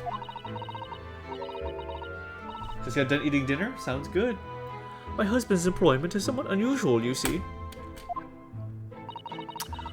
What if he's incurred some miscreant's ill will? What exactly is a husband's line of work? He's a warder at the prison. A guard. That is somewhat unusual.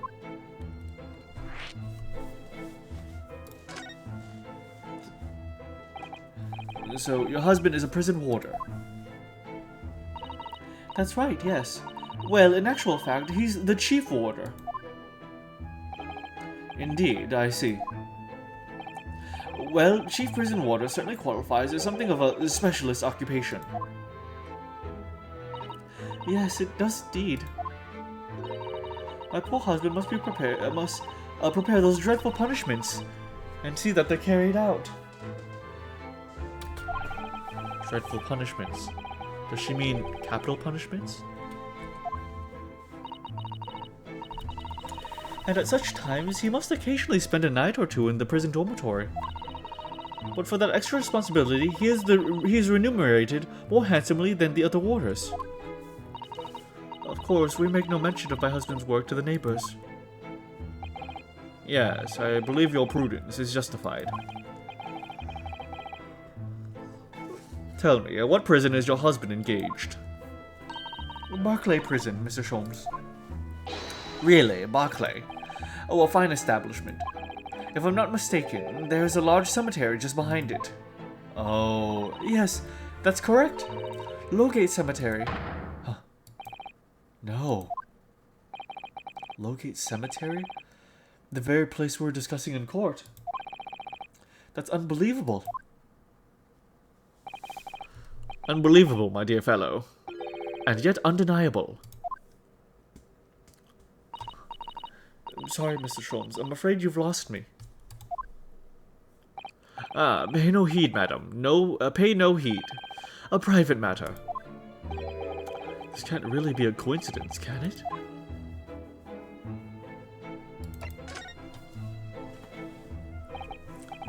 So, to the matter of your husband's disappearance, when did you realize he was missing? Please try not to laugh. It was yesterday. I'm sorry, yesterday. That really is recent. Laughably so. The truth is, my husband does at all times have occasion to spend the night away for his work. It's not out of the ordinary for him not to return home at night, but this is different. For him not to make any contact for a whole day, that has certainly never happened before. Oh, my dear Dally, whatever could have happened?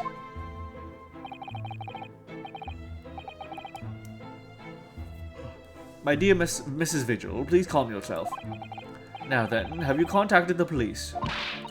Why, naturally, but sadly, they refuse to listen to my pleas as my husband has only been missing for a day. I was asked to wait patiently at home. In truth, Mrs. Vigil, I concur with the police. However, let us not be hasty. I see no reason why we should not engage my deductive powers to track her husband down anyways. Oh, thank you, Mr. Sholmes. And furthermore, let me assure you, a chance to solve the greatest problem known to man for another month has no bearing on my decision. I seek only to put a sweet smile on another Londoner's face. That's really all there is to it. We're getting another power couple to add to the ones from episode 4 of the previous game. Oh, I'm excited. You have my eternal gratitude. I shall pay any sum you care to mention. You seek only to put the sweet rent in your landlady's purse. That's all there is to it.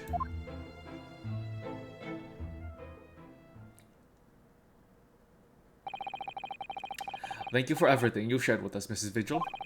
I believe I have all the information I need to begin my investigation. Oh, please report to me soon with good news, sir. Fear not, madam. In a day or two, I shall be contacting you with a heartening report, I'm quite sure. So soon? Oh, how splendid, Mr. Sholmes. Good news should be delivered early, I always say. If you should be so kind as to leave the photograph of your husband in my possession. Alright.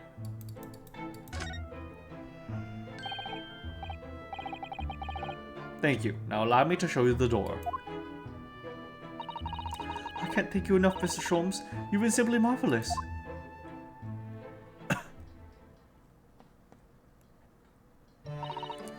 You know, I think it every time, Hurley.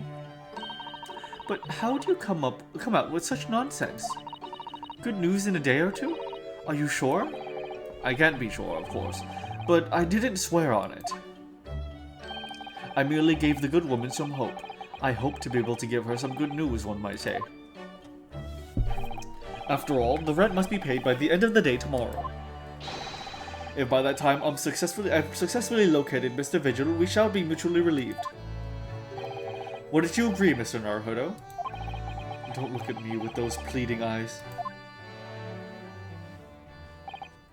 Well, my dear fellow, did you hear the details of the case? Yes. My hearing is surprisingly good, actually. Excellent! And what did you make of it?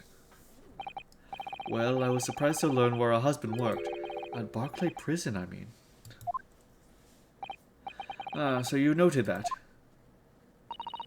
Of course, especially when the mention of Lowgate Cemetery. Especially with the mention. Lowgate Cemetery is at the rear of Barclay Prison. So it was renowned among us students as at the university for being haunted by the ghosts of condemned convicts. I can't believe we're actually getting red hair Sholmes for a whole chapter. This is so upsetting. It is rough. It is rough to look at. Sorry. Barclay Prison is where the notorious man was incarcerated. The professor. Oh god, runny nose, hold on.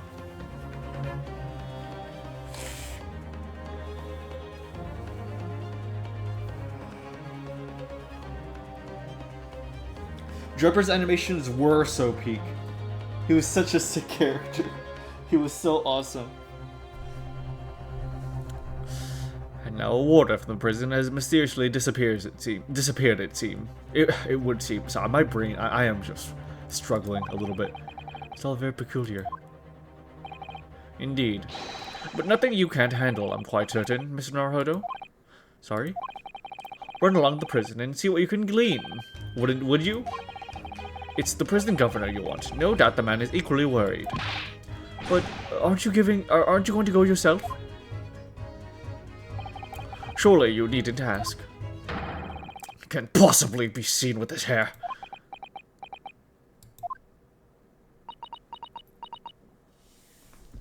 I like how your VTuber is holding the controller backwards. Yeah, I'm doing the Armored Core claw grip. But didn't you go to Lime Street with that hair? That was quite a different matter. So I leave it in your capable hands. Now, if you'll excuse me, I'm rather busy.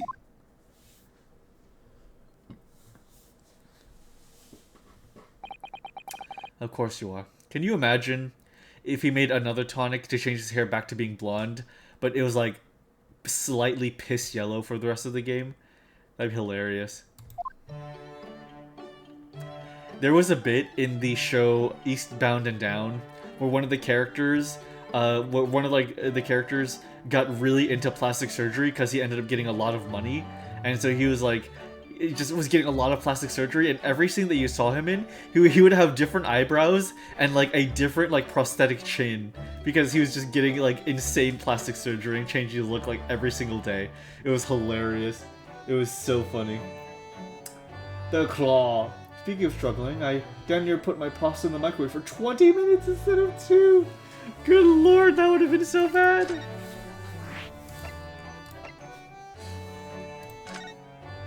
To the prison governor's office. Barclay Prison is on the outskirts of London, backing onto a lonely burial ground. Its 4 high outer walls loom quietly before us in the fog. Having requested a meeting, we were shown to the governor's office in the watchtower. Holy moly. Oh my god. That clock is amazing. That clock is amazing. Look at that bird. Wow, man, 2 minutes sure is taking a while. Oh dear. This place is full of hardened criminals. Oh, this place is full of hardened criminals. I can remember the last time a civilian was doing here. And you didn't want to talk to an inmate, but to me. Holy fuck. You ken who I am. I'm the governor, Barry Kaiden, Oh, yes. It's a pleasure. I am Ryunosuke Naruhodo, defense lawyer. And an Easterner, I see. Does that mean... Yes, I'm a visiting student of law from the Empire of Japan. Japan! Did you say Japan? Yes? Well, there's no of any of your kind here, laddie. Maybe you should try the prison next door, eh? I didn't notice another prison next door, sir. Anyway, we came to ask you some questions about... I didn't like to be so direct, but... I have no intention of speaking with Alexa, you suspicious-looking Easterners. Now, get out of my hair. As soon as he finds out that we're from Japan, he reacts like this. That surely means... I think it's because of the professor case. You think so too?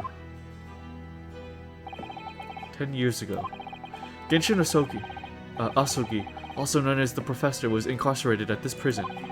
And then, after his execution, he apparently re-emerged from his grave in the cemetery behind the prison. I might have known!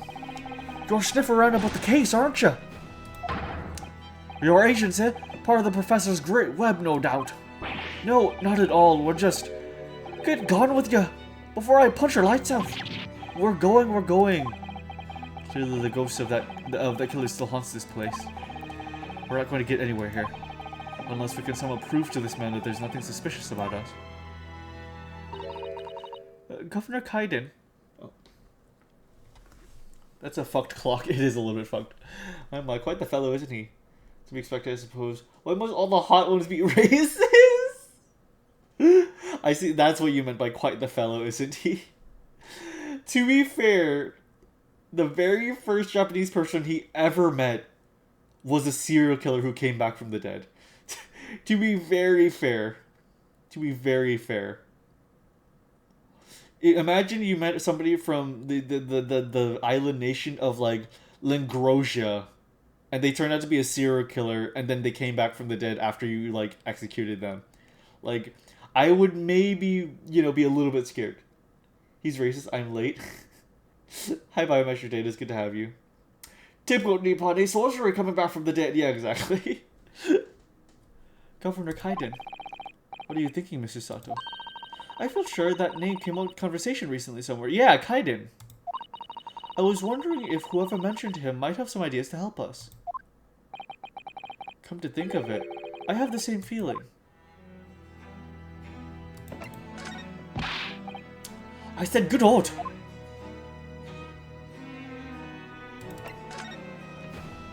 To the Lord Chief Justices?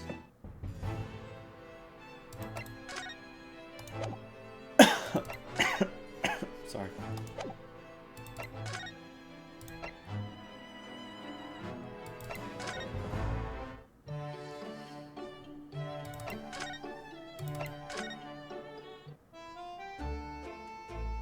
Hey, look, he's chilling. Okay, Jigoku's nowhere here. That's Professor Mikotoba over there. Oh, hello, you two. I was just taking a moment to catch up with the world now that I've unpacked. But where's Judge Jigoku? Yes, he's not the relaxing sort. He's taken himself to pay his respects to all the legal bigwigs. Have only just arrived in the country today? Goodness, he's full of energy. Professor, You mentioned something before about how you'd known the prison governor at Barclay Prison. Oh, Governor Carden, you mean? So it is the same man. Father, we must speak with the governor. But he refused to talk to us. He said we were suspicious Easterners. Well, I'm sure if I accompanied you, it would be a very different story. Oh, would you? That would be wonderful, if you have the time now. Sadly, as you can see, I'm very busy at the moment. Busy drinking coffee on a comfortable settee. Now, I have rather a lot to prepare for tomorrow, you know. Oh, sorry. I didn't say that out loud, did I? Yumikotobas are alarmingly good at reading people's thoughts. Or could it be that you Naruhodos are alarmingly bad at hiding your thoughts?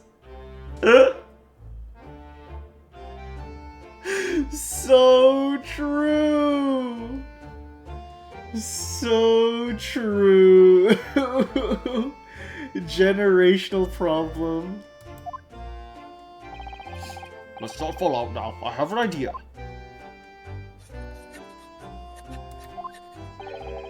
What's he writing on that piece of paper? Here's a letter of introduction for you. Hopefully when he sees my name, he'll change his tune. Ah, thank you. The letter of introduction has been entered into the court record. Good luck then. Alright, let's go.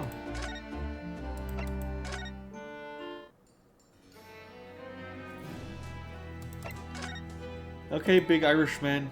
Boop. If you just cast your eyes over this, Governor Kaiden. What's this then? You can't pull up wool over my eyes. You good for nothing Japanese student.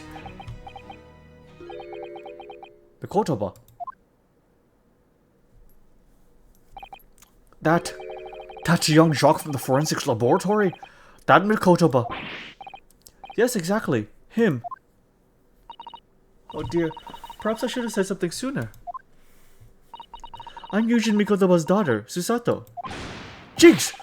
You're the young man's daughter!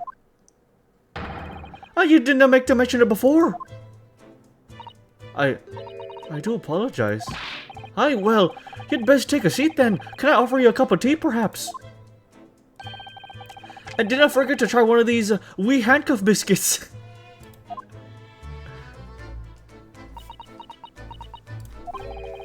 Your father's influence is nothing short of amazing. Ryunosuke definitely has a terrible poker face. He is maybe one of the worst poker faces ever. I'm bitterly regretting not announcing who I was from the outset now. We had to take an hour round trip. So then, what can I do for you, Hen? Well, we're currently investigating a case. It's one of your warders, you see. He's gone missing. Missing? That's right. It's surely been reported to you as well, being the prison governor.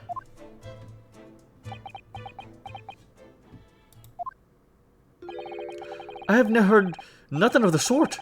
There's no missing person in my prison. Oh, but how can that be? It's Mr. Dale Vigil, your chief warder. Eh? Vigil? That's right, his wife came to us and asked us to investigate his disappearance. Let's skip the part about him only going missing yesterday for now. Clearly that means something to him.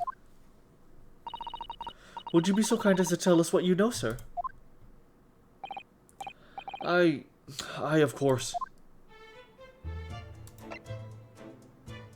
And here, try this noose cookie. It's quite the treat to die for. I was thinking the same thing. Like, I just love it. It's just like prison themed everything. I guess if you love your work. Hold on, I need to take my glasses off for a second. Wait, hold on, for immersion.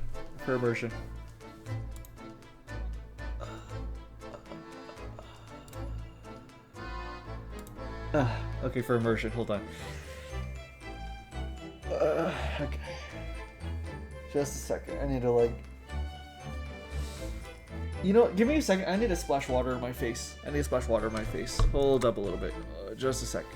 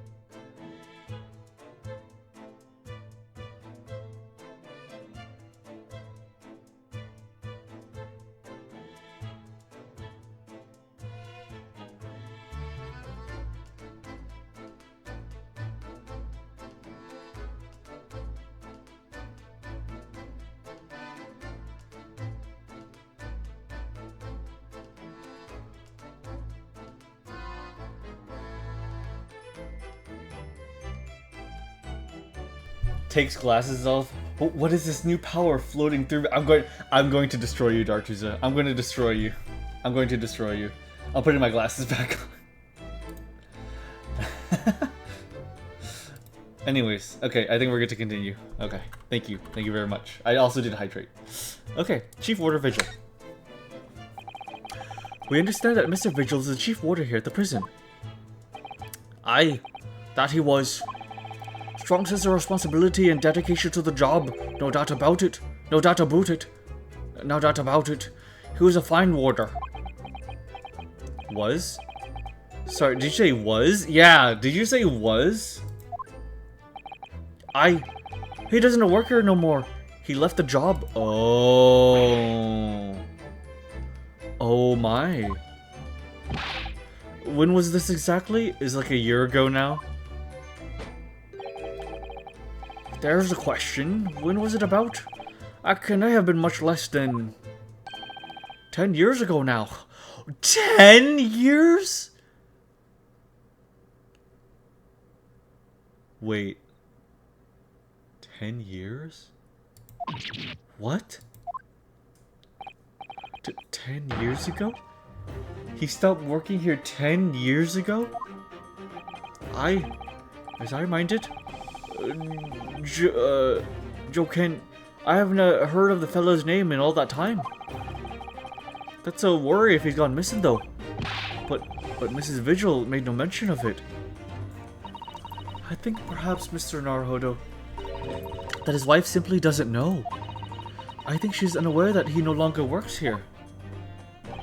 Governor Kaiden, can you tell us what happened? Why did Mr. Vigil give up his job here? That's important, is it? There's a lot of Irish characters in this game. I appreciate it. Yes, I believe it may be. What are you thinking, Mr. Naruhodo? I can't help wondering, given that it was 10 years ago. Ah. Which was exactly when the professor was being held at this prison. There we go. 10 years ago. Kaiden Scottish? Okay, got you. Okay.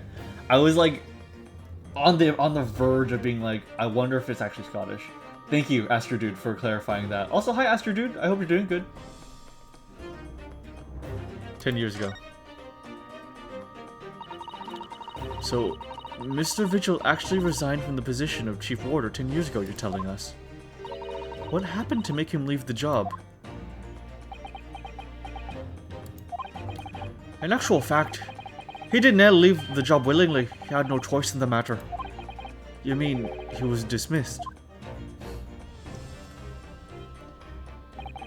It was after a particular walk. Oh, he was the guy that shot the body. Sorry, a walk? Aye. That's our word for it in here. A walk to the gallows. Oh, okay.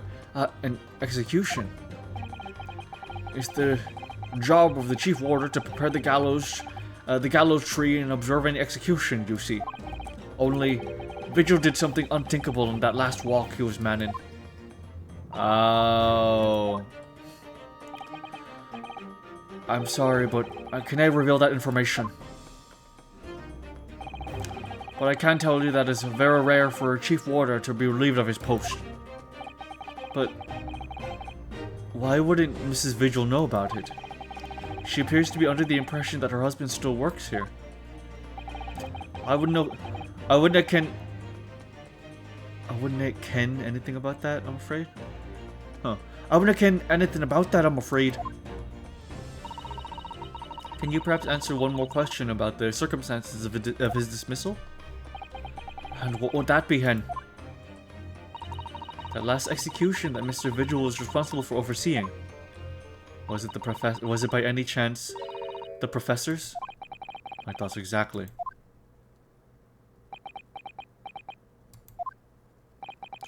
I'm sorry. I really am. But I'm at no liberty to answer that. I see. Professor Mikotoba. My father came to Britain all those years ago in order to study forensic medicine. But you seem to have been well acquainted. The dead room, the prison, and the cemetery have a lot to do with one another. After all, they need fresh corpses for forensic research. Jinoken. Yes, I can imagine. The advancement of medical science isn't always particularly palatable. Your father worked in the laboratory just on the far side of the graveyard, in the basement of St. Sinner's. It's still in use today. St. Sinner's? That's come up before, I'm sure. Yes, that's right. We've been there. Mikotoba and I have used to ride the carriage together and negotiate terms. The more fresh material, I suppose. Aye. And we used to sit in there for hours and gab on about dissection and all sorts. Oh, shit takes me back. Over a pot of tea and a plate of cuff biscuits, of course. How charming.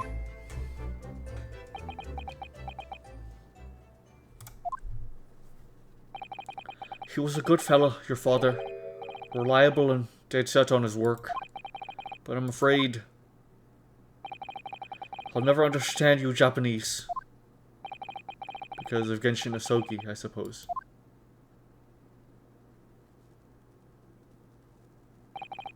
Well, I cannot tell you anything else. Thank you so much for your time, Governor. Oh, one moment before you're away, Hen. I am sure I have it here somewhere. Ah, found it. Here, take this as a wee souvenir of your visit to the prison. What is it? That's Vigil's dismissal notice. It's 10 years old now, of course. Oh my, are you sure? Aye, it's no trouble at all. It's no the original mind. The harsh reprimand incurred by Mr. Vigil 10 years ago that resulted in him losing his job as a chief warder. Thank you very much, Governor Kaiden. Well, in return, do me a favor and never come back here. Like, that case is closed.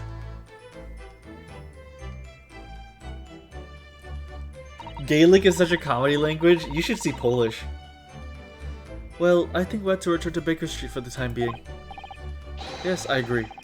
We need to report back to Mr. Sholmes what we found about Mr. Vigil. What will he tell Mrs. Vigil, I wonder?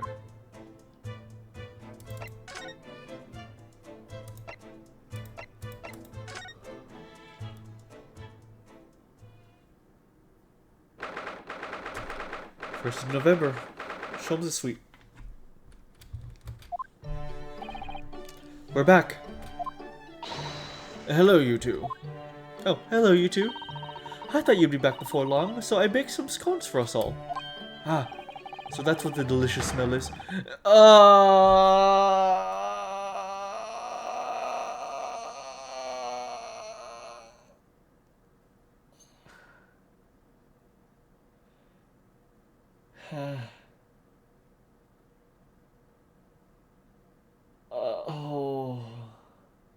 I'm going to kill myself.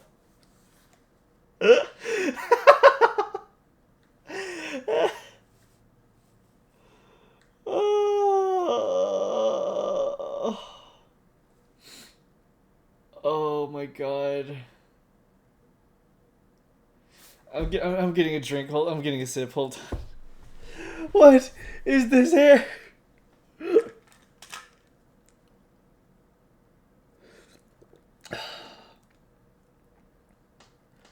Oh, he looks so bad.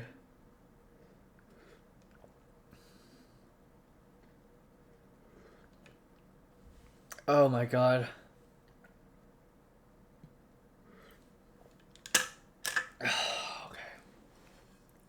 Okay. Greetings, my dear fellows.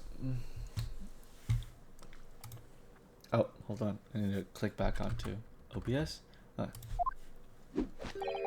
You returned as a good deal sooner than I was anticipating. Oh, hello, Mr. Sholmes. Hello, Mr. Sholmes. Say nothing. Your thoughts are written all over your faces in any case. It turns out that it may have been advisable to test my hair color restoration tonic before application. Oh my. Pray tell me, what of our warder friend? Have you garnered some new information? Oh, yes. Something very surprising, in fact. Though it's not a patch on your hair, to be honest. It most certainly isn't. But still, we discovered that Sholmes! Okay. Gina. Drop everything, Sholmes! This is more important! Gina. I can't believe it.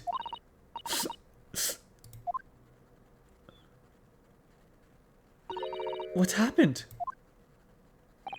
Clearly a very grave matter indeed. Miss Lestrade made no mention of my hair whatsoever. It's the boss. What do you mean? Inspector Gregson? No. The boss is... He's dead. What? What? They just found his body. Shot with a pistol. What?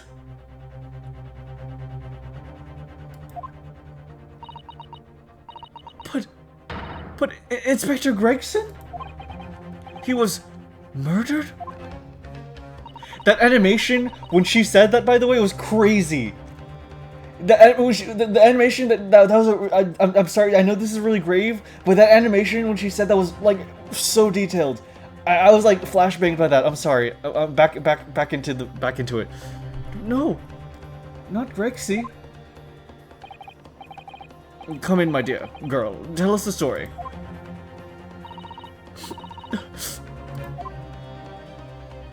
Oh my god, Gina! Are you serious, Gina? Inspector Gregson was... He was really shot? The animations line... They did line up perfectly. He was really shot? I don't know much about what happened myself yet. They're still there, investigating the scene. Adam Eve is Cockney slang for believe. I figured, yeah. It was as if they mocap someone's rehearsing those words. It did look like that. Where did this take place? A little rented room in a building full of flats on Fresno Street. The outskirts of town. No, nowhere near his home. He was perhaps investigating a case then. The thing is, no one at the yard knows nothing about no case around there. Oh, how strange. The boss was... It was so good to me. I know he ain't up to much yet, but one day I was gonna show him. I was gonna show him I'd become a proper detective. Oh, giddy. Oh, Gina. Fuck. So, who did this? Do you have any idea who the culprit is? They got him already. Already? They've caught the shooter so soon? Oh, wait a minute. A witness reported something was going on, and the boys got straight down there and took care of him. Who? What awful person did this? No way. I still can't believe it myself. Gina?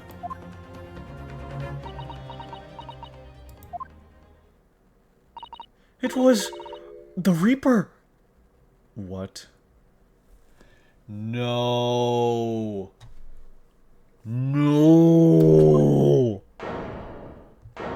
Oh no. Wait a minute. You don't mean they've arrested Lord Van Zieks for it? That's right. That Reaper bloke's gone and shot the boss. No. Lord Van Zieks.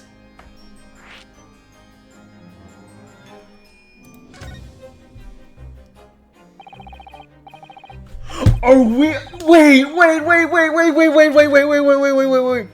Are we going to have to defend Lord Van Zieks from Kazuma? There's no way. There's no way. There's no way. Could you oh my god. Oh my god. Are we going to have to defend Lord Van Zieks from Kazuma? No. No.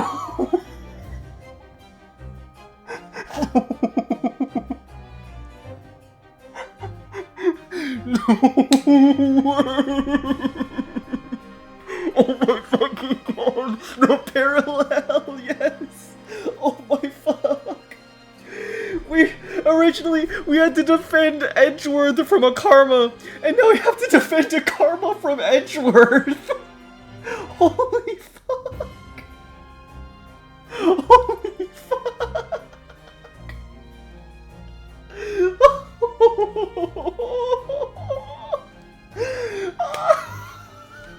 Turn back the time and goodbye 2.0. Fuck. Holy fuck. Oh, my throat. Oh. Oh, sorry. You said you wanted to soak in and park together in court, but it'd be a little different from how you wanted. Fuck. Oh no. Now I understand that smile you gave me when I brought that up to you. You smiled at me in a certain way. By the way, remember Kazuma's sword? Yeah, we did give it back to him. Oh, we did give it back to him. Oh my fucking god. I did not expect it. I saw him with my own eyes in the interview room at the yard. I don't believe it. Oh wait, I missed the line from Sherlock. Are you quite sure, Mr. Lestrade? It's Berg von Zieks the police arrested. Okay. I don't believe it. But there were witnesses, and they're all saying it was him. So you mean there were actually multiple witnesses? They heard the gunshot, apparently. And when our lot got to the scene, there was only the boss and that Reaper bloke in the room. But there's no way Lord Van Zieks would have taken Gregson's life. I just don't believe it. I don't believe it either. Shared my mind again. Oh my god. Thank you for informing us, Mr. Lestrade. This really is the most terrible news. I'm dreadfully sorry. What are you saying sorry for? You didn't do nothing.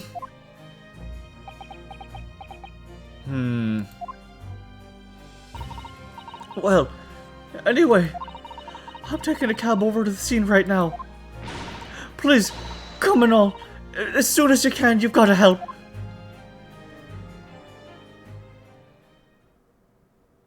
Wow. It was hard to keep myself together in the car. In Japanese, Manfred and Francesca von Karma are Go and Mei Karuma. There we go. There we go. But yeah. Yep. Figures. But yes. If you see your best friend defending the prosecutor, you face off against them the whole game, both at the same time familiar in the worst way possible. Oh my fucking god. Oh my fucking god. It's a detective's law to appear wherever it's a detective's law to appear wherever some sinister plot has unfolded. Little wonder we all look haggard. Sometimes these things are almost too much for the nerves. Mr. Sholmes. What use is there in being a great detective if I fail to see something like this coming, How could I let this happen to Gregson? To Gregson!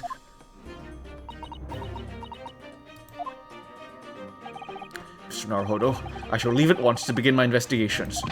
Of course, yes, we will too. It would be helpful if you could talk to Mr. Reaper and see what you can glean. Be sure you were intending to do so anyway. I'm sure you were intending to do so anyway. Until later, then. Wow.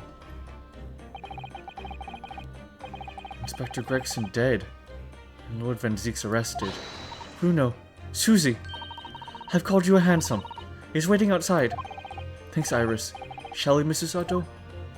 Yes. Wow. Holy shit.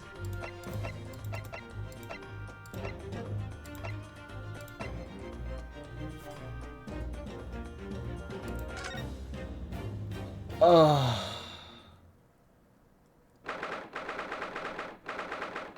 1st of November. Local prison, cell 1. There he is. Lord Van Zeek's behind bars. So it's true. He really was arrested. He's sitting with his back to the wall, reading something. I don't think he's noticed us. Lord Van Zeek's.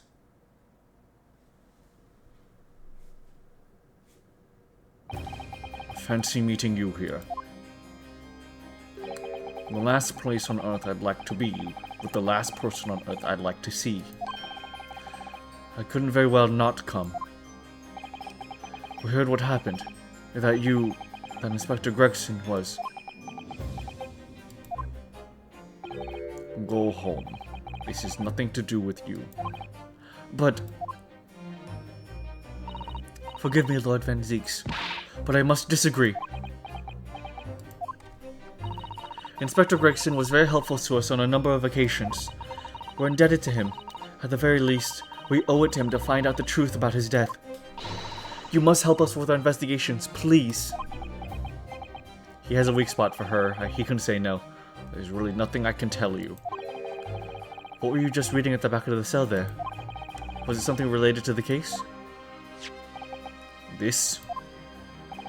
The Yard isn't quite so cavalier with its information as to share its case details with the suspect. This is a letter from an old acquaintance. Oh, who might that be? Someone you know, as it happens. Albert Harebrain. Of course, yes. I keep forgetting they went to the same university. And I would like to read my correspondence in peace. So let's get this over with, shall we? What is it you want to know? Strange. I mean, let's face it, Lord Van Zeeks never minces his words. But they seem to have less bite than usual somehow. Barak in the BDSM chamber? Yeah. Yeah, he kind of fits in here a little bit. What happened? Can you at least tell us your side of the story, Lord Van Zeeks? What happened?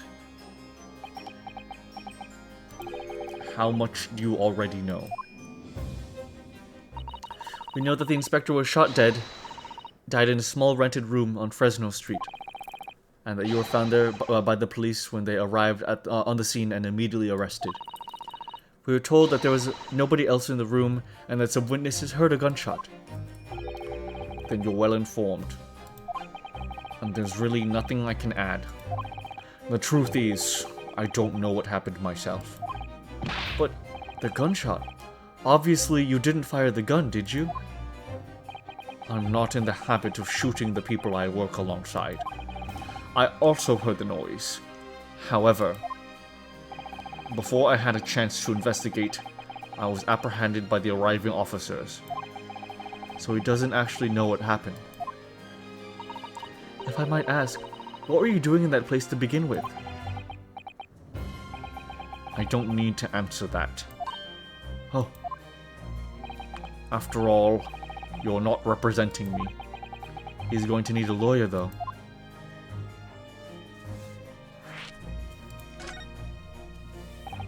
Who is going to be representing you in court, Lord Van Zeeks? Anyone other than you, I should imagine. Would I be right in assuming that you have no representation as yet? Defense lawyers shy away from any trial involving the Reaper, as I'm sure you know. But this is different. In my career, of all the defendants I've prosecuted, only 19 have ever been acquitted. Of them, 16 subsequently died in mysterious circumstances. Questions will be asked now.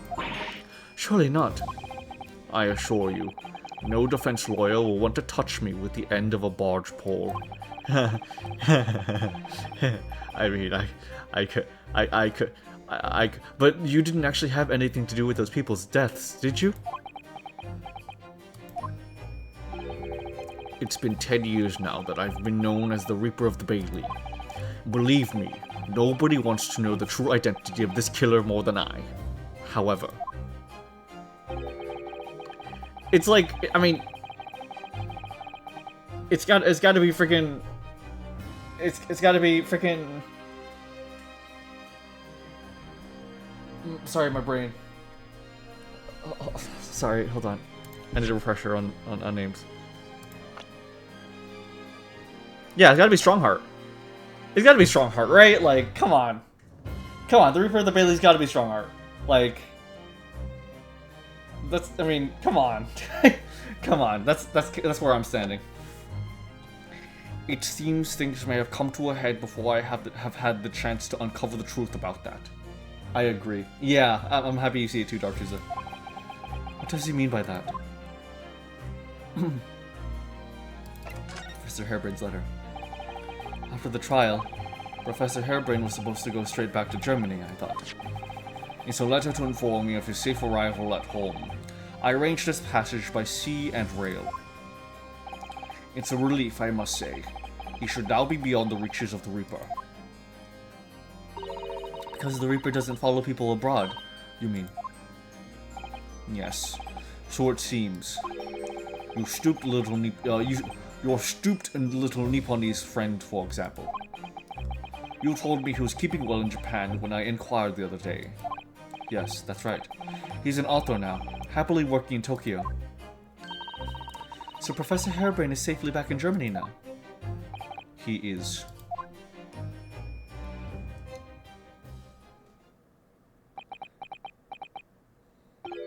So, it appears our conversation has run dry.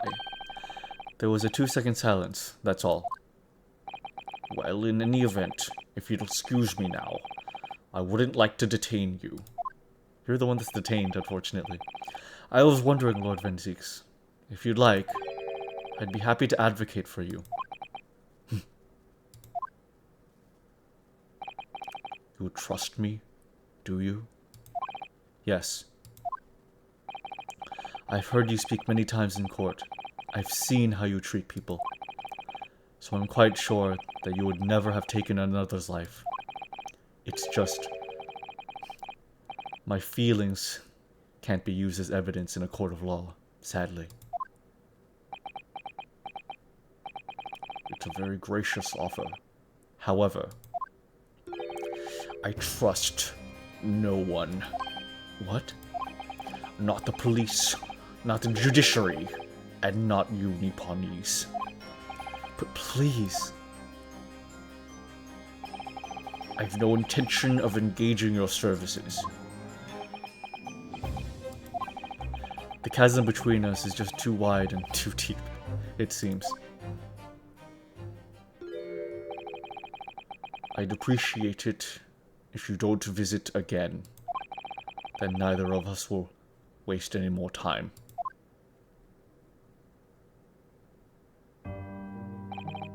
Perhaps we need to dig a little deeper and find out more about Lord Van Zieks and what happened to Inspector Gregson.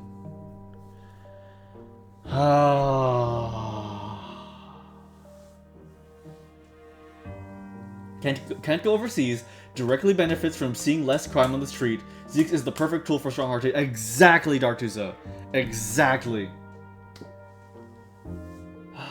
Strongheart does look a lot like the bad guy in the final case for the first game. He actually does look a lot like him, doesn't he? The crazy sideburns and the orange. That's a great point. And he's also the chief prosecutor. First time we see Barrick's side profile in the game. Oh, really? I didn't even think about that. This is gonna be awesome. I feel like I've been punched in the face, like, out of my stupor. Like, so what, I only got 5 hours of sleep. I freaking, like, Jesus, dude. Crazy. I am, like, full on, like, adrenaline. Yeah, this case is taking quite a turn. Dude, yeah. Oh my god. Gotta prove his hard-headedness wrong. Yeah, exactly. I do think it's going to be a fun investigation. 1st of November, room on Fresno Street. Oh god. This really is an out-of-the-way part of London. I doubt many people find the way back down the street. So this dust-ridden, rented old room is where it happened then. Oh, Red Wig. So this is where poor Inspector Gregson lost his life. Yes. And the police are already hard at work investigating, it seems. I don't see Mr. Sholmes anywhere, though. Perhaps his investigations have taken him elsewhere. Oi, what you think you're doing there? Every one of them drawers has got to be taken right out so you can look underneath and all. I want the space above the ceiling checked, and don't forget to look inside the chimney stack too. Blimey! Ain't you lot never gone over a house looking for dough when an overorder's out of town? Gina's obviously got some unique investigative techniques she wants everyone to adopt. Oh, she returned up at last. Mind you, I ain't been here long myself. Oh, hello again, Gina. Sholmes has only just left. You're lucky you missed that. He went prancing around in here pointing at stuff and flicking at that and this and just scarpered. Oh, he's finished investigating already, you mean? Yeah. He didn't stop saying nothing to no one. Not even me. Gina, would you mind if we investigated too? Listen, Odo. You're a lawyer, right? Yes. Why? Oh, she might be apprehensive. She doesn't want us to defend the Reaper. Well, you're not thinking of trying to help that Reaper bloke, are ya? Oh, poor Gina. She's never going to forget, is she? That trial will haunt her forever. Gina, if you don't mind me saying, if Lord Van Zieks really is responsible for this crime, he will be duly and fairly judged in court. I suppose you're right. Yeah. Go on then, Odo. Get investigated. I want to know the truth about what's really happened here. Thank you, Gina. I love you so much. I love you so much.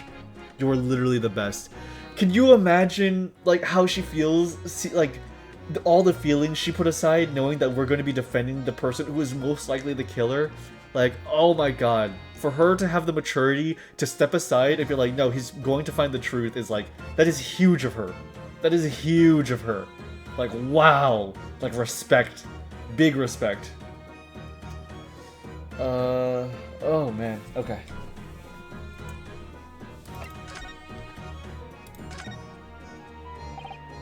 Gina, what was Inspector Gregson doing in here in the first place? That's what I want to know. It's what? Half a year since I got out of the clink. That's when I decided to give up on me diving and become a detective instead. Oh yes, Mr. Sholmes twisted the inspector's arm to agree to take you in as an apprentice, didn't he? Something like that, I think. Anyway, the point is, I didn't really know much about the boss till then. But it turns out, he's a bit of a legend at the yard. Goodness, really? They say he managed to solve some really tricky case, just like that. He did. Yep. And ever since then, he started going on all sorts of investigations, but always on his own. No one else at the yard even knows what half of the cases he's working on are, apparently. That's not how it's supposed to work, is it? Charlotte, already with us representing McGilded, you took on a case and normally would have given you a pause if you knew otherwise. Committed yourself despite it. Gina had to mature fast due to her living circumstances, but she adapted well to not letting her feelings get in the way again. Yeah, absolutely. Yeah. I have a crack theory. What if Gina was the target of this murder? Like, what if the murder was set up like, there's somebody going to be entering this building and they set up to be Gina, And then Gregson was the one that came instead and was killed in her place. Like, someone trying to substantiate the Reaper of the Bailey myth. What if it was her that was the target, but he came in and accidentally took a bullet for her or something? Either Gregson protected her, or he just came unknowingly. Both are equally possible for me. That's not how it's supposed to work, is it? So what was the legendary inspector doing in a dingy little room like this? I know he had a lot of respect for the Reaper and all. And look where that landed him. Respect for the Reaper. In what way? I heard him say as much. I take my hat off to the fella. Or his words. Not how the general public feels, is it? Most people are terrified of the Reaper. Yeah, the boss said that's exactly why he respected the bloke. I didn't realize Gregson held the Reaper in quite such high regard. He said something else to me and all. I didn't need to worry about the Reaper. Because he only goes after people what are bad. It did kind of set my mind at ease when he said that. Right. Crime scene. What is this place then? Does anyone live here? Apparently it's been rented by some cove called Hugh Boone. Hugh Boone? It's a sort of here today, gone tomorrow name, that, isn't it? Yeah, he's what they call an unidentified person. We haven't been able to get in touch with him. I see. Well, judging from appearances, I'd have to say this place hasn't been lived in for a long time, if ever. Right? All the lads from the yard piled down to get stuck into the investigation, but there's so little here. No one knew what to do with themselves. I do wonder. Yes, Mrs. Sato? Well, could it be that this Hugh Boone is in fact Inspector Gregson himself? What? How could that be? Well, if he was investigating on his own, it's quite possible that this was in fact some kind of secret office of his. I'd never even considered that. Nice work, Suze! You're actually following a line of inquiry like that ourselves. Oh, we're actually following a line of inquiry like that ourselves. You are. If you look around the room, you'll see there's a few things that hint at it. We should really investigate this place in detail. The incident. I see that's where the poor inspector was found. Over there. Yeah, that's right. They said it was a single bullet what did him in. Apparently the bullet went right through them. Right through him and stuck that candle on the wall. Oh yes. It blown one of the candles apart completely. And the gun used is on the floor. It's the Reaper's in it, no denying that. What? Really? How do you know that? Take it easy! I don't know what to do with myself when you stare at me with them big white eyes. I'm only saying what I've heard. I don't know much about guns myself. But there's some bigwood lawman or whatever who said so. Why don't you ask him? Bigwig lawman, is that it? Anyway, Fresno Street runs along under the window there. There were some street sellers just outside who heard the gunshot. Oh, but I don't recall seeing anybody outside. Yeah, they've all been taken down to the yard for questioning, that's why. We're talking about the yard's legendary inspector after all. They'll be getting a grilling. Do you think we might be able to speak with those street sellers ourselves? I doubt it. The lads at the yard will just want to know what you're snooping around for, and you'll be getting a grill for it. So we can't interview the witnesses then. Shame.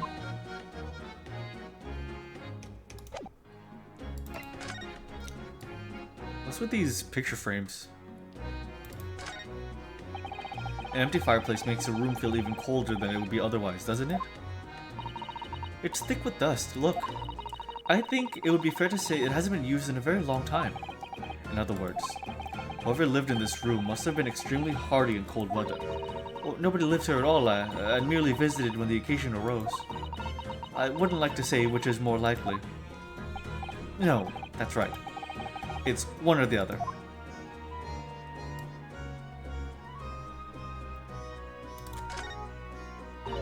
Oh, it's a photograph stand.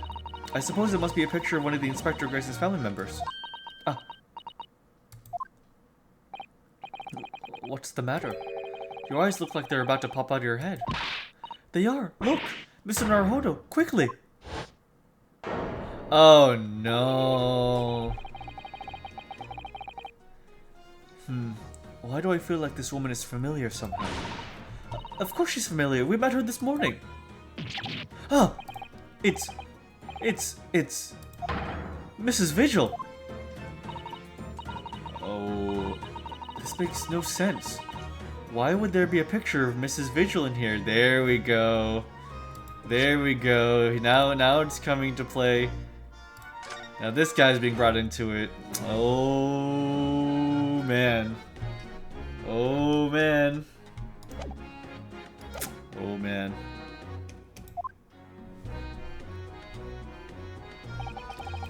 To be frank, I don't think I've ever been more stumped. I'm sorry to say, I have no idea. I have no idea either. Different photograph. Maybe this is the home that he lived in, or that he maybe retreated to for work, maybe for his real work.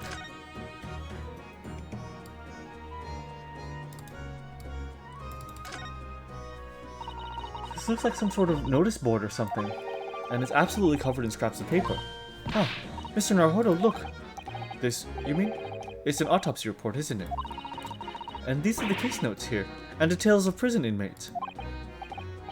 Excuse me, yes, in fact there are all sorts of documents that only a detective could normally acquire. What on earth went on in this room? Some old newspaper cuttings. Ah, and this one here. Oh yes, the advertisement, you mean. To the Red-Headed League. But why? What's that doing here? Whoever occupied this room was clearly interested in it for some reason. Wasn't the Red-Headed League like a real thing?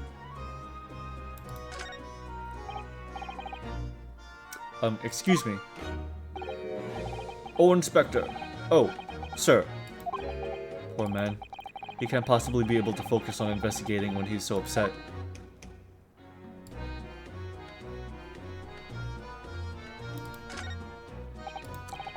Excuse me. Sorry, sir. Can't see a thing, sir. Too many tears, sir. Right. Perhaps I'd better leave you to your work then. Poor guy. Huh, interesting. This stool is cracked at one part. Interesting.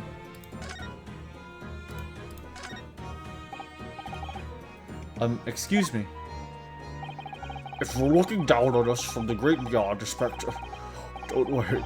We'll look after things at the yard. I've interrupted some deep thoughts there.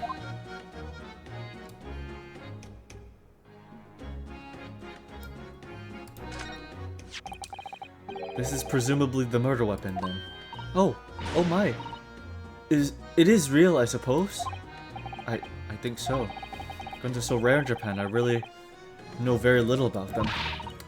There's one way to know for sure, Mr. Naruhodo. Fire a shot! No! If I did that, I'd be looking for a skilled lawyer to represent me in court. Slightly safer just to ask someone who might know, I think. Killer's revolver.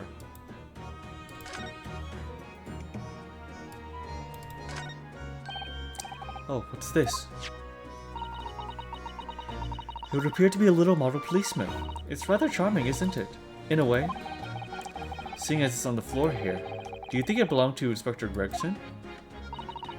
It's a little hard to imagine Lord Van Zieks playing with something like this. It's only about 8 centimeters tall. It could have fallen out of someone's pocket, I suppose.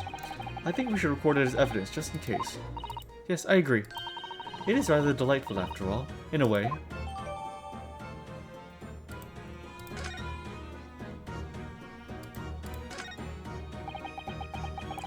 Ever since we came here, I can't take my eyes off this thing. Oh, funnily enough, neither can I. It's a hairpiece, isn't it? It is! A bright red hairpiece. And I suppose the face that's right there next to where the body was found. Oh, the fact that it was right next to where the body was found. It means we have to accept that Inspector Gregson wore wigs, does it? And it's such a flame-colored red, too. Yes, that's a color we've come across very recently elsewhere, isn't it? Exactly. This is a vital clue, I'm sure of it.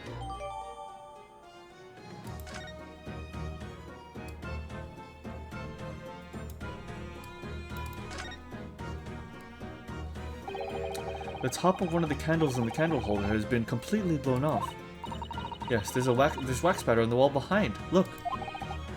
I suppose if a bullet had hit it, it does seem likely that the bullet hit the candle, having first passed through the inspector's body. Ugh. Now that wax on the wall looks like blood to me. The way that they're cracked is very strange, isn't it?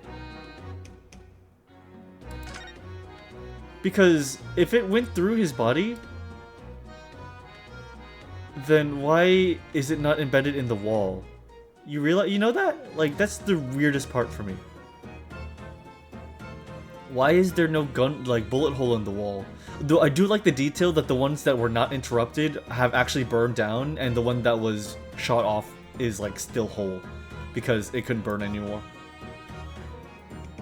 Was he trying to infiltrate a secret society? Maybe. Wait, hold on. I need to look up if the Redhead Society was actually a thing, because I swear to you guys that was a real thing.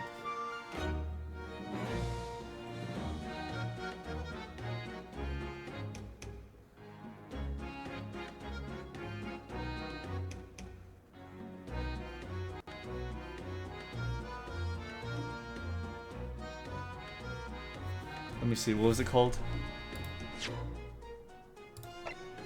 Red-Headed League.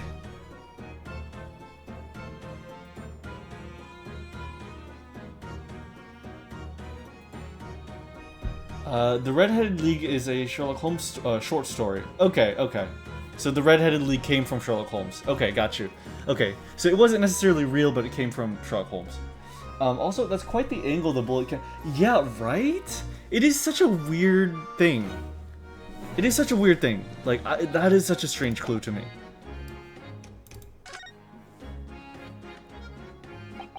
So I suppose this is where the victim... That's right.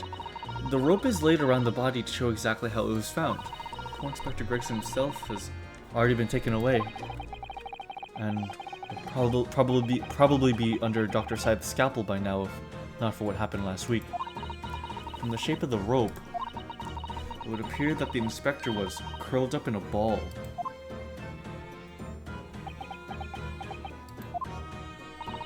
Are you feeling alright, Mr. Naruhodo? You look like you've just seen a ghost.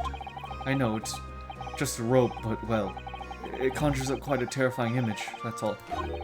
Especially with the bloodstain next to it. Oh, I do understand. In some ways, what we pictured in our minds can be even worse than reality. Sato-san is so strong, though. She's taking this far better than I am.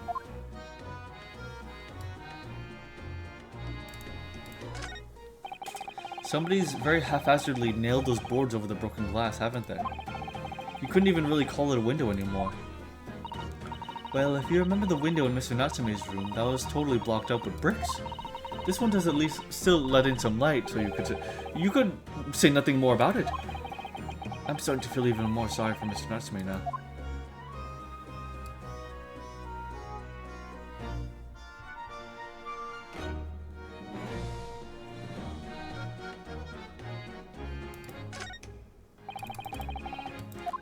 I think that's everything.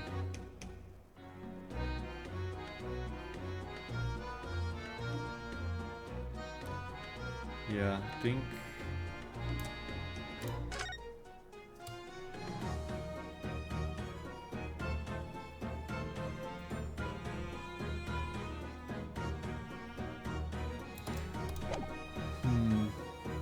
This could be where Vigil might have gone over the 10 years to work. Yeah, that's what I was thinking. Yeah, that is exactly what I was thinking.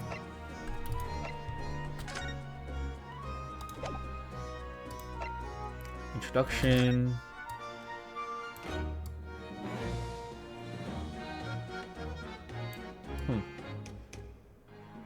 Oh, okay. Mr. Mikotoba wrote the introduction on the back of his ticket, I guess. Oh, it looks like this is some sort of steamship ticket. The SS Grouse. First class cabin. 001. Yokohama departure, 11th of September. London arrival, 1st of November. Ah, that's the boat that Professor Mikotoba and Judge Jigoku came on from Japan, isn't it? Yes, I think it called at Dunkirk on the north coast of France for a night before finally arriving in Dover. I think it's been almost a year since we arrived in Dover on the SS Budia. It seems a shame not to keep your ticket as a memento of your trip, don't you think? Yes, I agree. I have mine safely in my diary. And I keep mine in my wallet, so I have it with me at all times. Oh well, how strange. Where could it have gone? Are you like this on purpose, Mr. Naruhodo? Did I imagine it, or was that comment accompanied by a little sigh? Ticket for a steamship. Interesting that... What could this possibly do with the case, I wonder? Okay. Notice of dismissal, 25th of June. Chief Warder Dale Vigil is relieved of this post with immediate effect, having violated Clause 132 of Her Majesty's Code of Conduct for prisons. All rights to redundancy, pay, and other financial benefits are fully revoked. Reason for dismissal: aiding and abetting the escape from this prison of convict blank just prior to his execution. Details of this escape are still being investigated. Full cooperation with inquiries will be expected. Prison Governor Barry Kaiden. Additional notes. Indications are that the jailbreak plot was conceived prior to the convict's incarceration. It's believed that the convict engaged in some form of negotiation with prison staff in order to secure assistance. Full disclosure of information regarding these negotiations will be demanded. Weird.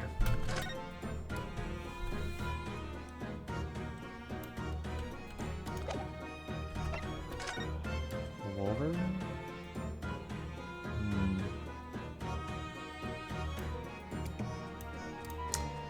A break action revolver, interesting.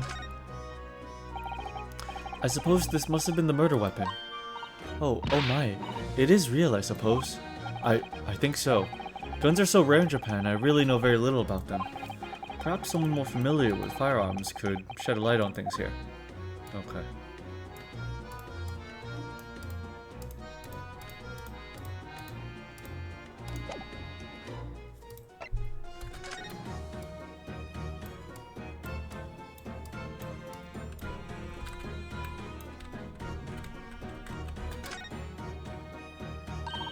The helmet of this charming policeman appears to be a little worse for wear. I'm not convinced about the charming part, but yes, you're right. The head part looks like it's been fairly heavily manhandled. Almost as if somebody has enjoyed twisting it around and around for fun. Shall we try twisting it around and around too? For fun? Oh.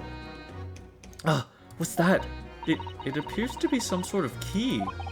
But it's tiny though. It couldn't be a key for a door, not that size. So what is it for, I wonder?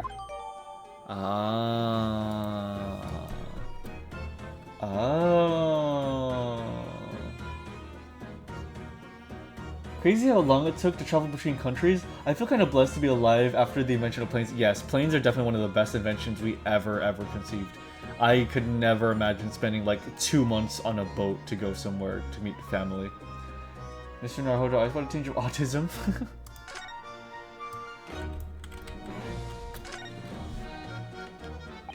This looks like some sort of key. Yes, it does. A very tiny and simple key.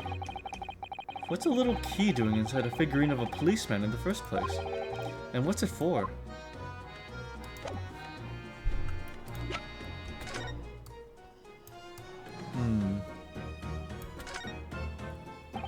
I've always wondered what the underside of a hairpiece looked like.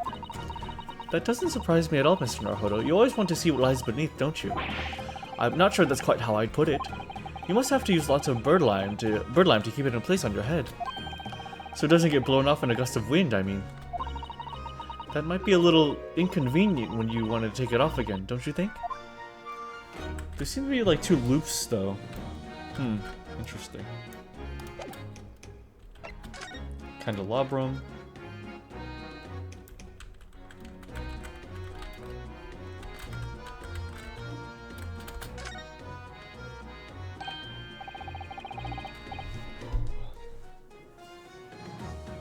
Imagine you had to take a break from streaming for 4 combined months on a trip to Japan. That would be crazy. And that would actually mean that your trip would only be like a week in Japan. And then it would just be 2 months back. That would be, oh my god, dude. I would be so sad. I would be so sad. Ah, there's some black marks here, look. Yes, they look like some sort of scorch marks. So perhaps the bullet struck the candle here, do you think? It's only this one candle that's been cracked in half, it seems. Yes, I think you might be right. Firearms are rarely used by criminals in Japan, so I'm afraid I'm not particularly knowledgeable about them. It's all weird. The angle of it is so weird, and just all of it is weird.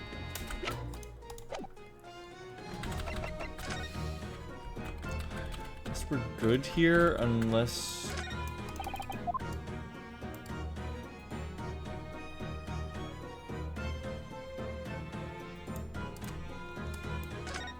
Let's see if we can ask Gina if she knows about guns, or if she can point us to someone who does.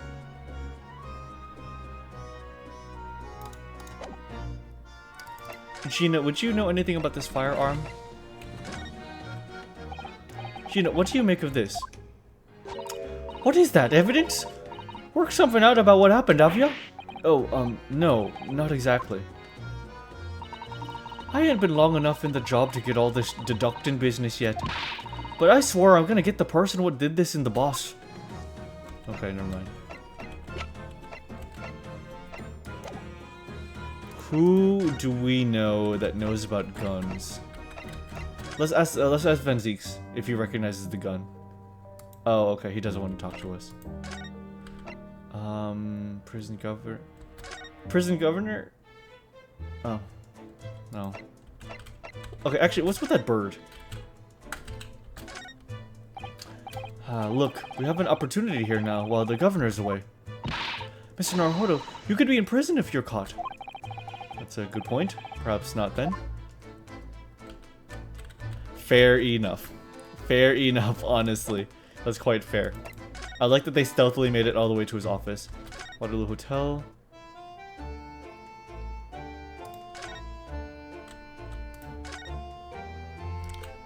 No. Shrooms sweet. Lord Chief Justices? Does he know about guns? Oh! 1st of November. British Supreme Court Lord Chief Justice's office. Oh. You've made good time. I took an express train back to London. Oh boy. I can hear Lord Strongheart, can you? Yes, it sounds as though he's talking to someone. Oh boy. Is everything in place? I had a private compartment on the train so I could check all the paperwork. It's... Kazuma-sama!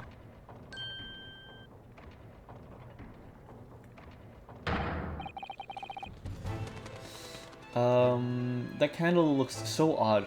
Higher than the others and scorched, not melted. So I think the implication is that, the bullet struck that candle, and since it shot the fire off, it no longer was melting.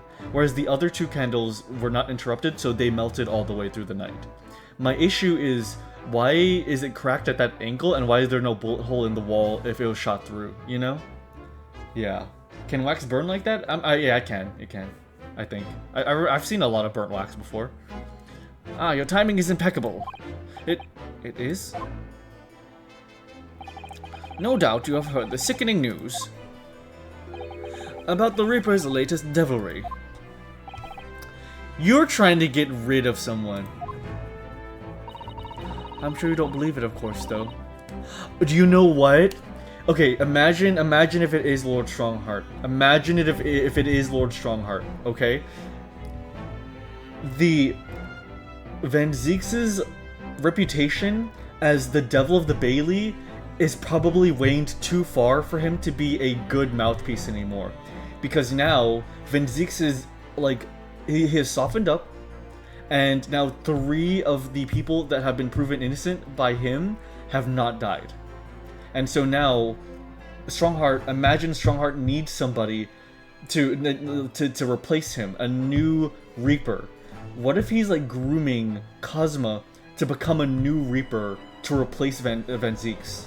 You know? Like, Van Zieks is no longer the feared person. Van Zieks is also part of exposing Scythe. He's probably quite miffed about that. Yeah, that too. That too. He can no longer rely on Van Zieks to be his right arm anymore. So he has to get rid of him, and he wants to use, maybe he wants to use Cosmo instead. I'm sure you don't believe, of course, though, Lord Strongheart. That's why he had Cosmo work under Strongheart so that he could gain experience as a prosecutor in Van Zieks. He had him be an apprentice under Van Zieks so that he could learn his ways of being a prosecutor. I'm sure you don't believe it, of course, though, Lord Strongheart. That Lord Van Zieks could have done such a thing to Inspector Gregson. I believe only in the facts. And the facts in this case point to one thing. The unavoidable accusal of Lord Van Zieks for this crime. We must bring charges against the Reaper for taking the life of our legendary detective. Oh no, surely not. It's a truly regrettable situation. Tomorrow, the Forensic Science Symposium finally begins. At the very least, though, we can show the world our justice system's swift and equitable processes. So does that mean the trial is tomorrow? Precisely. Wow. In fact, this is a fine opportunity for introductions. Huh. Kazuma. Ah, but of course, you're already acquainted, aren't you? Mr. Asugi here will be present at tomorrow's proceedings, leading the prosecution. Wait, what? Kazuma? As I'm sure you're aware, he's a very capable practitioner of law. Kazuma-san, a prosecutor? To be fair, he did not look like a defense lawyer. There's nothing about him that looks like a defense lawyer.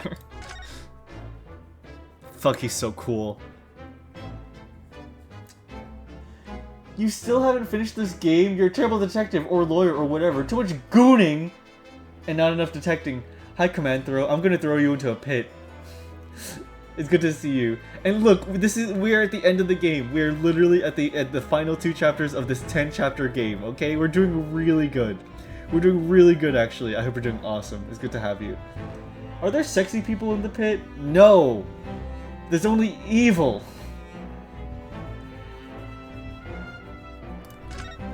Then no deal. You have no choice. I'm throwing you in there. I'm sure you can imagine tomorrow's trial will be closely followed all over London. In fact, no. People all over the Empire will be watching closely to see how it unfolds. There's no salvation for anyone in a trial prosecuted by the Reaper of the Bailey. And now, the Reaper himself must stand in the dock. Quite so. The public wants answers about the Reaper. Answers about how and why those who escaped conviction subsequently died mysterious deaths. And what a convenient answer you found yourself, haven't you, Strongheart? What a convenient answer!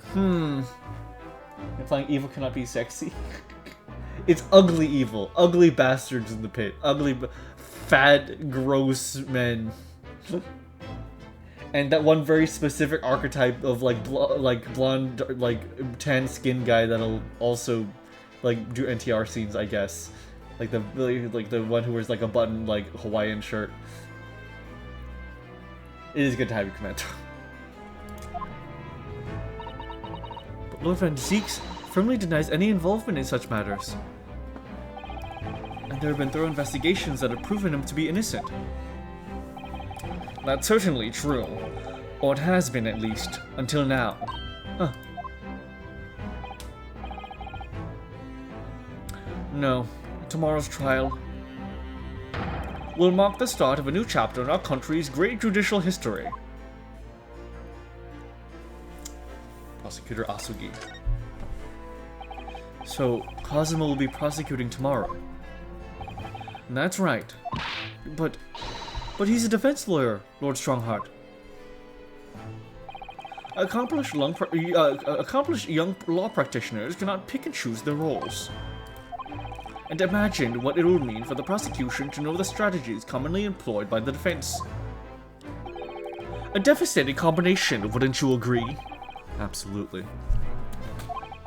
I have no doubt at all that Kazuma will be razor sharp as a prosecutor. But why Kazuma-sama? There are surely many other highly skilled prosecutors in Great Britain. It was a personal request. I asked to be assigned to the trial. You asked for this? But why? It'll all become clear tomorrow. I'm guessing you intend to stand for the defense, don't you? Although, the Reaper appears to be turning down all offers for representation. The fact that he has a katana and like a saber is so sick. I'm surprised that such personal requests would have been upheld. It seems unprecedented. Quite exceptional, in fact. I mean, ugly bastards do have a reputation for great sex. Oshino Meme being hated on. Oh no, Ryu has to pick between his two boyfriends. How could this be? Too bad there isn't a simple solution. All hell Baru Ryu. That's fucking right. That's fucking right. He really is throwing Zeke's under the... He really is. It is so apparent in this chapter.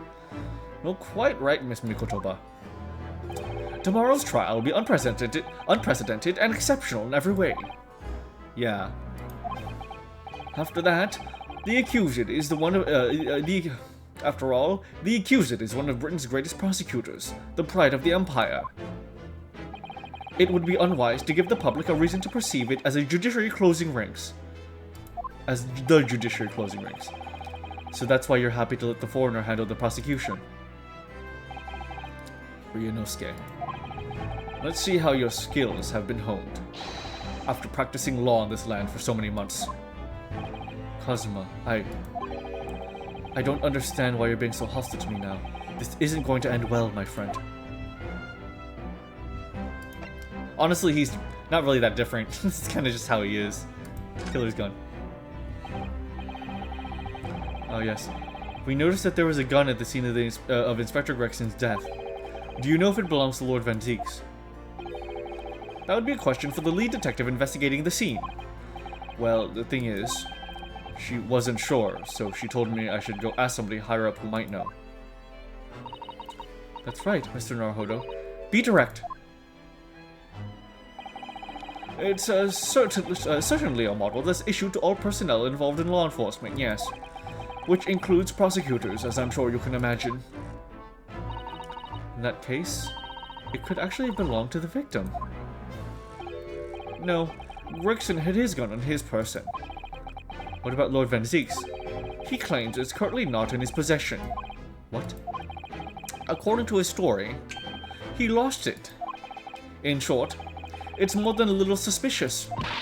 But just because the gun in question is the same type as the defendant's is no proof that it's actually his. No, of course not. Nevertheless, the situation is grave for Lord Van Zieks. Weird. Weird, weird, weird. All of it weird. All of it is weird. Kazuma? I'm sorry for all the worry I've caused you, but it'll be all right now. Has your memory completely returned? Yes, completely. I remember everything, including what I was coming here to do. Right. Kazuma-sama, I can't tell you how happy I am to see you alive and well like this. But how did you come to be here in London when you were suffering from amnesia? It was the voice. This past year, I've been hearing it in my head constantly, saying the same thing over and over. Go to London. That's where your destiny awaits. It was that voice that guided me here to London.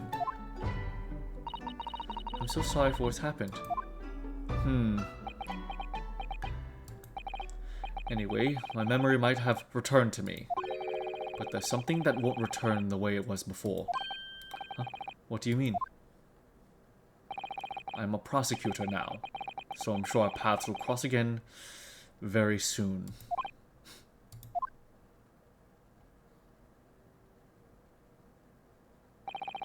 It doesn't look like we're going to glean much more here. Well, thank you very much, Lord Strongheart. Remember, tomorrow's trial will go down in our empire's history. There's much you could learn from the public gallery.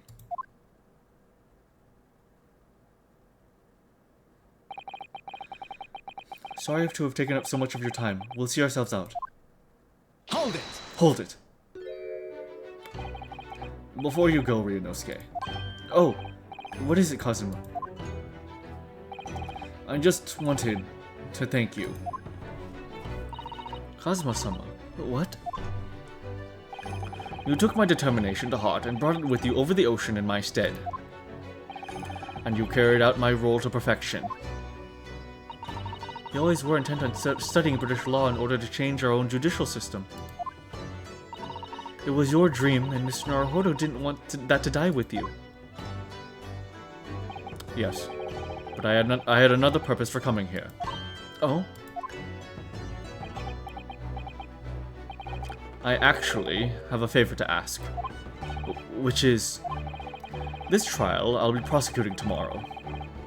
I'd like you to be there to see how it ends.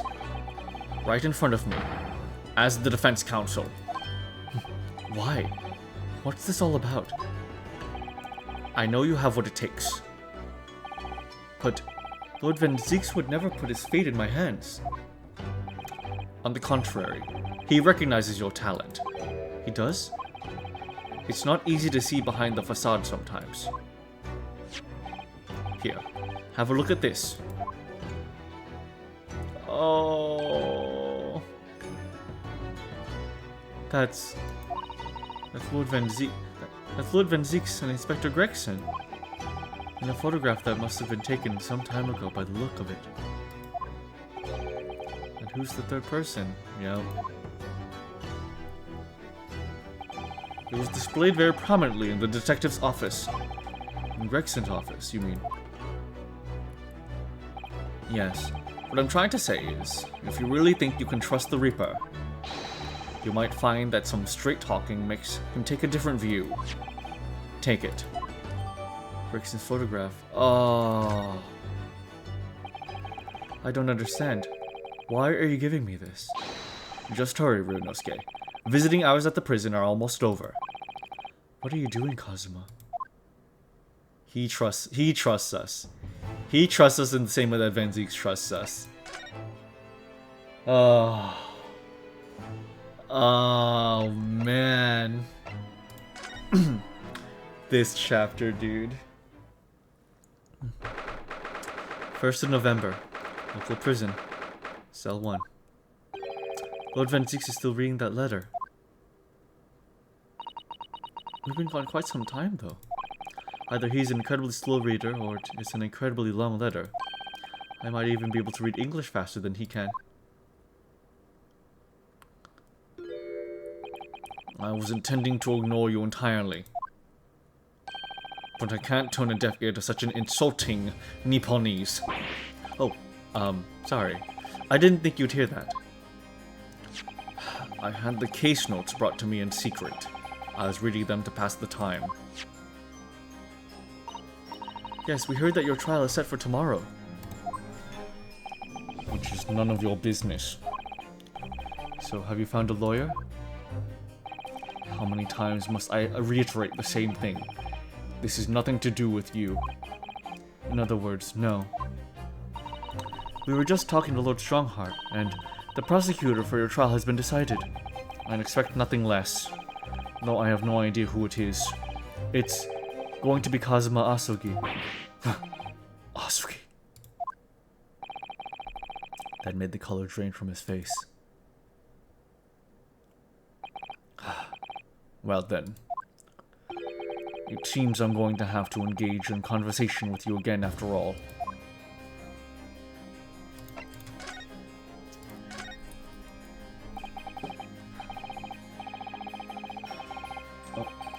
Watching back on one of your VODs, I think someone said that they wanted to see a friendly, nice prosecutor for one of the games. I think Asugi is the closest we're going to get that for now. I definitely am feeling that. He is, like, already way, way chill with us. Excuse me. 10 years ago, my older brother, who was the director of prosecutions at the time, was murdered. And the killer, as you know, was a visiting student from the Far East. Not a single day goes by when I don't curse the name Asogi. Genshin Asogi was Kazuma-sama's father. So what cruel twist of fate is this now, 10 years later, that the man's son is to crucify me in some kangaroo court?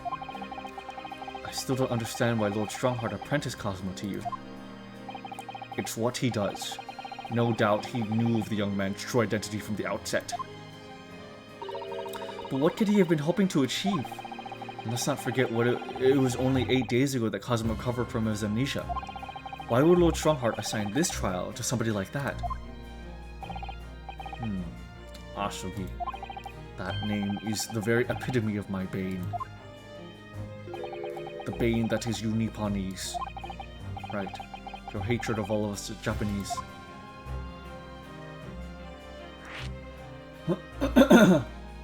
I think it definitely was King. That definitely sounds like something King would say.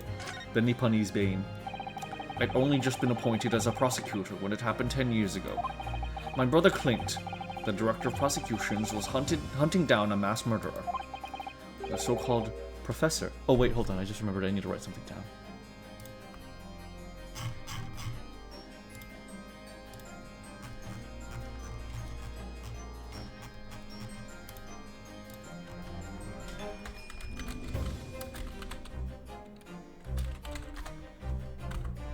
Okay, all good.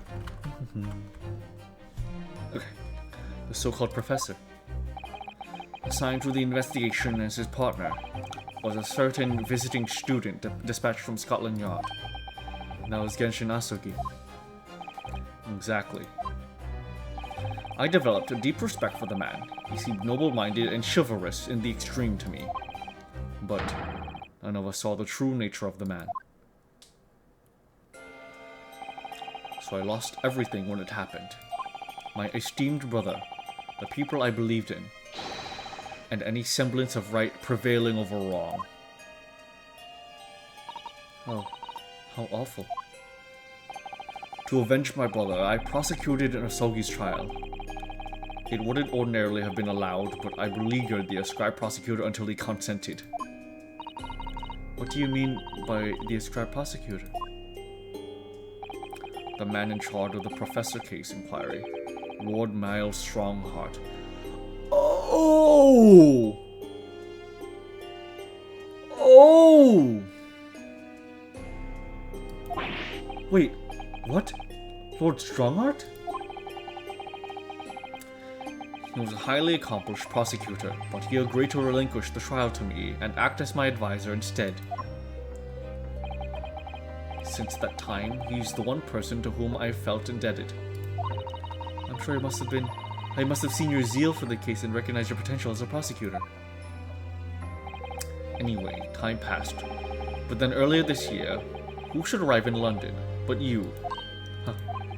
And, of all things, as a lawyer. This man's life really is kind of cursed. I felt your animosity the first time I ever faced you in the courtroom. Your obvious deep loathing for us Japanese. I kept telling myself it was illogical. But for so many years, that hatred has festered inside me. I could no longer control it. And I can understand why, now that I know the history. But in the same way that I've long felt the Nipponese to be the bane of my life, to Kazuma Asogi, I am the bane of his. The Reaper who sent his father to the gallows. He's looking for revenge, and he intends to take it in court tomorrow. I don't think that's what it is. I really don't think that's what it is, Van Zeeks. I do not think that's what it is.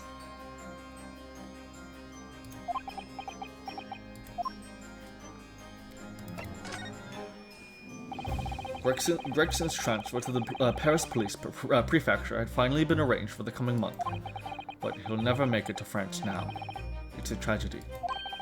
Oh yes, come to think of it, he did mention something about that, didn't he?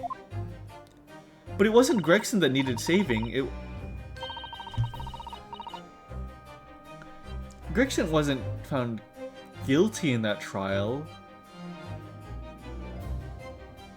It was Gina that we were saving with that, not Gregson.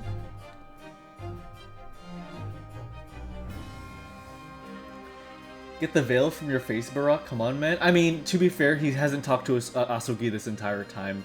We have the context of having spoken to Asogi and knowing his temperaments. For him, it must seem like he wants revenge. It makes sense, his point of view.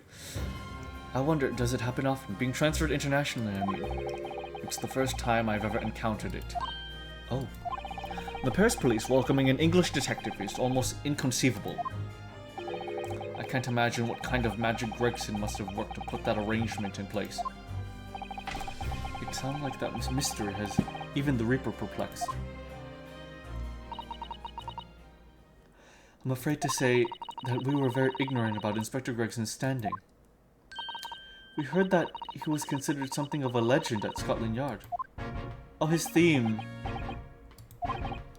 Again, it was 10 years ago that he first made a name for himself, by uncovering a decisive piece of evidence that exposed the professor's identity. If it wasn't for Gregson's singular approach to the case, the discovery would never have been made. What sort of approach? After my brother's life was taken, the inspector pushed for a full autopsy. Oh my, 10 years ago. Why is that so surprising? Autopsy was considered a desecration of the body at the time, and rarely performed. And my brother was, of course, a noble. That made the idea of it even more unthinkable. But something Gregson had dug up in his investigations made him determined it was necessary. His powerful conviction somehow influenced the House of Lords, and as a result, I could avenge my brother's death. So you must have had a great confidence in the inspector's abilities then. And it's even more inconceivable that you would have taken his life. I don't have confidence in anyone. And I'm sure Gregson felt the same way. I've no doubt he thought of me as only the ominous Reaper, just like the rest of London. What really went on between Lord Van Zieks and Gregson, I wonder? What was the true nature of their relationship?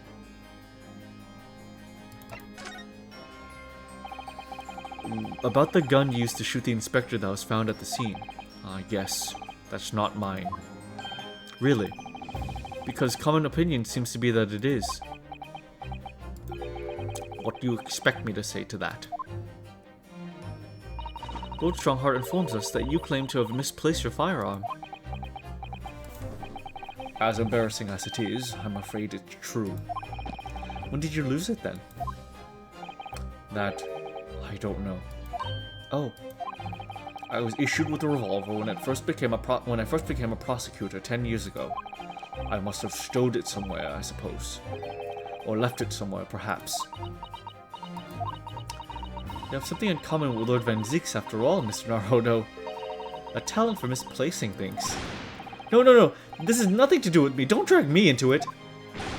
Don't make the mistake of associating me with this Nipponese. Oh dear. The rift is very wide, isn't it?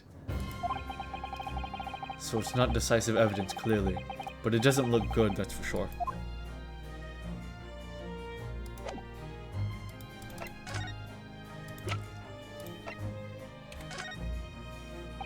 Lord Van Zieks, we came by this old photograph. Where did you get that? It was taken when I became a qualified prosecutor. It's almost unbelievable. I assumed it was long lost. Is the man on the left here? Yes, that's my brother, Clint. Oh boy. It had to be, really. They really are enemies to lover, huh? Yeah, it is like... It is not even a rivalry anymore. It really is just romantic at this point. It is literally just romantic. There's like not even any like... I feel like it's not even a question. Like, this is just a romantic storyline between these two.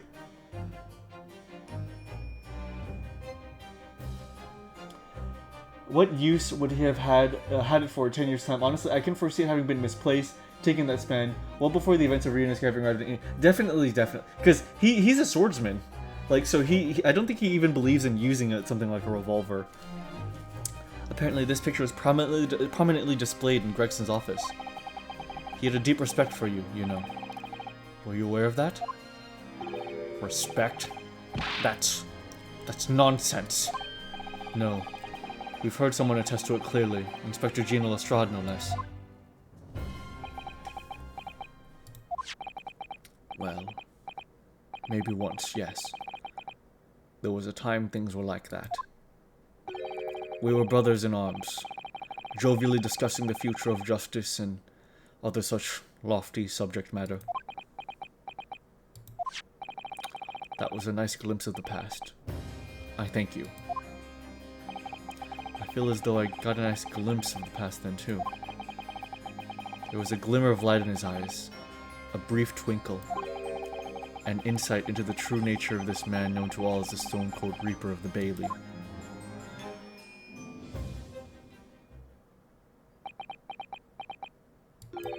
Mr. Naruhodo. He's calling us Mr. He's calling us Mr. Oh, sorry. Mr. Naruhodo. Oh, that's the first time he's ever used my actual name. I've lost all confidence in my country's justice system. I don't trust the police, the judiciary, or lawyers.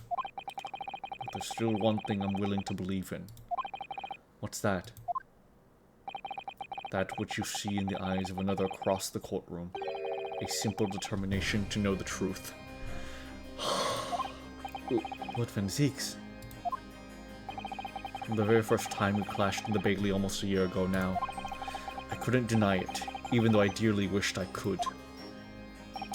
Here is a loathsome Nipponese who has absolute integrity as a lawyer.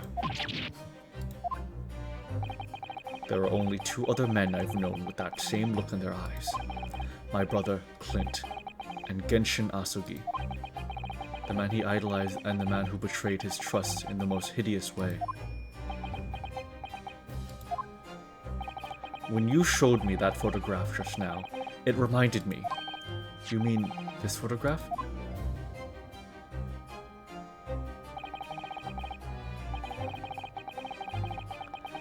Back when I was able to laugh, I was free of the shackles of mistrust that plagued me now. I looked to the future with hope. Since then, I've protected myself against betrayal by refusing to trust anyone. But at times, the mire into which I've sunk makes it almost impossible to breathe. I'm so sorry. So, Mr. Naruhodo,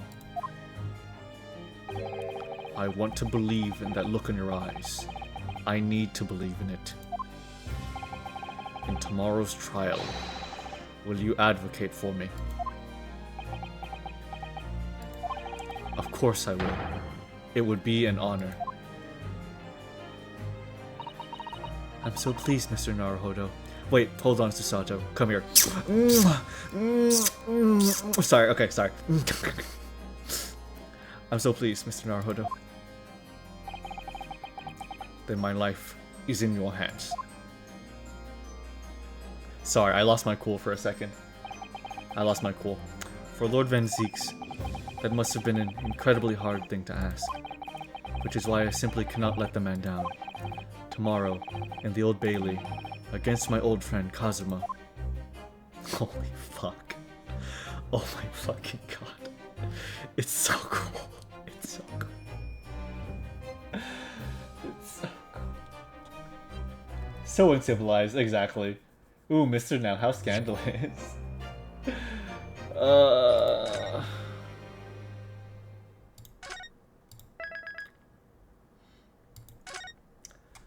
Okay. I have a predicament. I want to continue so badly, but I am so tired. This is the most tired I've ever been playing Greatest Eternity, but also the most invested I have ever been playing this game. I am at a complete split. I don't... You know, Mooney, can you please tell me how far we are?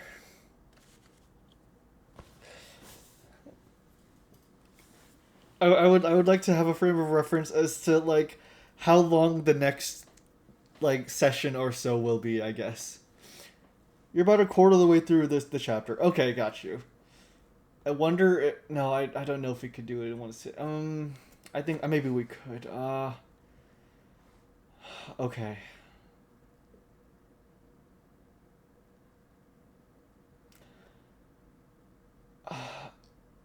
Do you think there would be a good stopping point partway through the trial? I want to. You know what? It's only 9:20. You know what? Screw it. No, actually, no.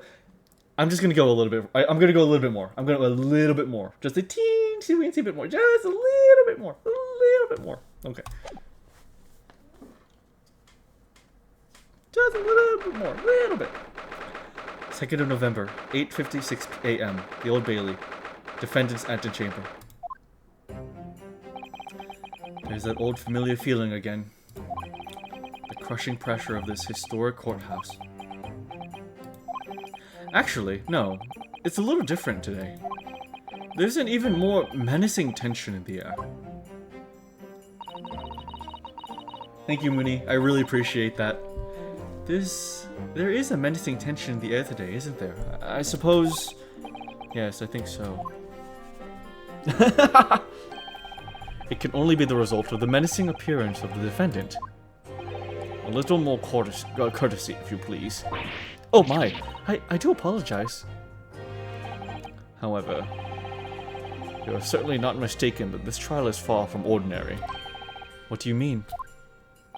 I'm not privy to the details. However, I understand that no jury has been selected. What? A trial without a jury? Well, that's like the trial of the professor 10 years ago. A closed court. Oh, thank God. Oh, thank God it's normal again. Oh, thank God. I was so worried it was going to be blue the entire game.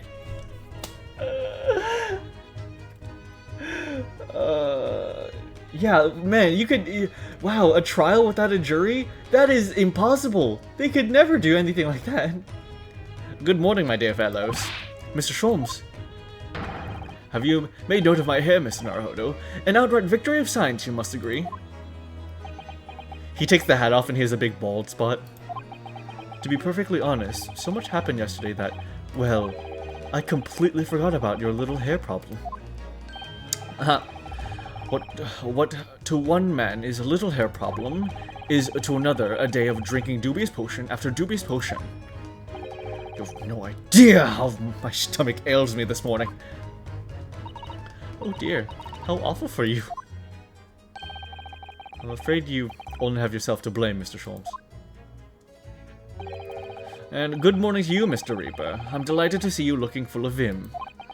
And you. I see London's celebrated great detective is as active as ever. Oh, you exaggerate, my dear fellow. Compared to my paltry engagement with a few trivial cases, the Reaper's overbearing presence is a far greater deterrent to the black roots of crime in our capital. That probably smarts a little bit. Takes gun out of mouth. Oh, thank God. you were like Desmond in Smiling Friends. And whilst I might not agree with your methods, there is at least one point on which I would readily commend you. What an honor. And that would be... your eye for a good lawyer, sir. Mr. Sholmes. After all, behind this lawyer there is a very great mind. My own. I fucking hate you. I hate you so much. I hate you so much. You are literally the worst. You're the worst. What are you trying to say? I wish only to say that you should be prepared for quite a trial, Mr. Reaper. Sorry to barge in. Oh. Wow. What a whole group we have today. Gina. What's that on her arm? It's a mourning band, I suppose. Father, shouldn't you be at the symposium? It's been postponed, so I have some free time. I decided to come along with the police inspector to see our country's up-and-coming student in action. Oh, yay, thank you. I shall be very interested to see the fruits of your studies over the past year. Well, it's an honor to have you here. Let's hope there are some fruits to see. Odo. Oh, yes, Gina? Why'd you agree to this, huh? Why'd you take him on? This Reaper bloke. Everyone says it was him what killed the boss. I'm sorry, Gina, but I just don't believe that. Well, if it weren't him, who was it? I don't know that yet. I don't care who calls him what. The Reaper is just a name. He's just a person at the end of the day. And if it turns out it was him what killed the boss, then God help him.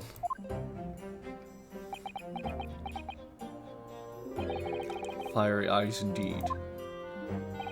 Yes, the culprit deserves every ounce of your loathing. Huh? At least, that may be some solace to the deceased.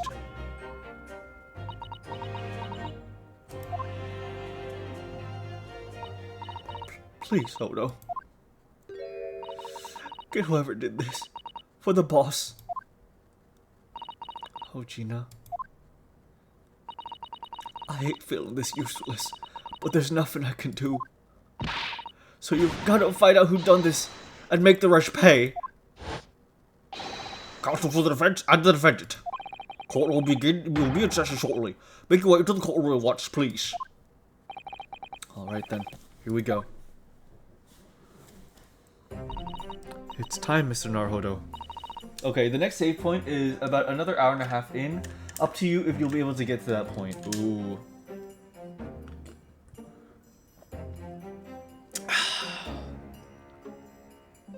Maybe.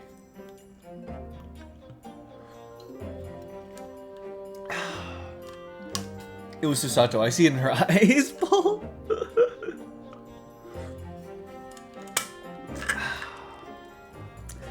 I might find my own save point. I am just really interested, but also my body is failing. I just want to see more of this case, but my body is like just not agreeing with me. One who lost his treasured brother to a mass murderer. One who lost his treasured father in a foreign court of law. And one who lost the man who helped her escape destitution. All that misfortune, all that pain, on course to collide headlong on this trial. It's time to shine a light on all these dark events. And whatever truth is revealed, we're going to have to look it straight in the eye.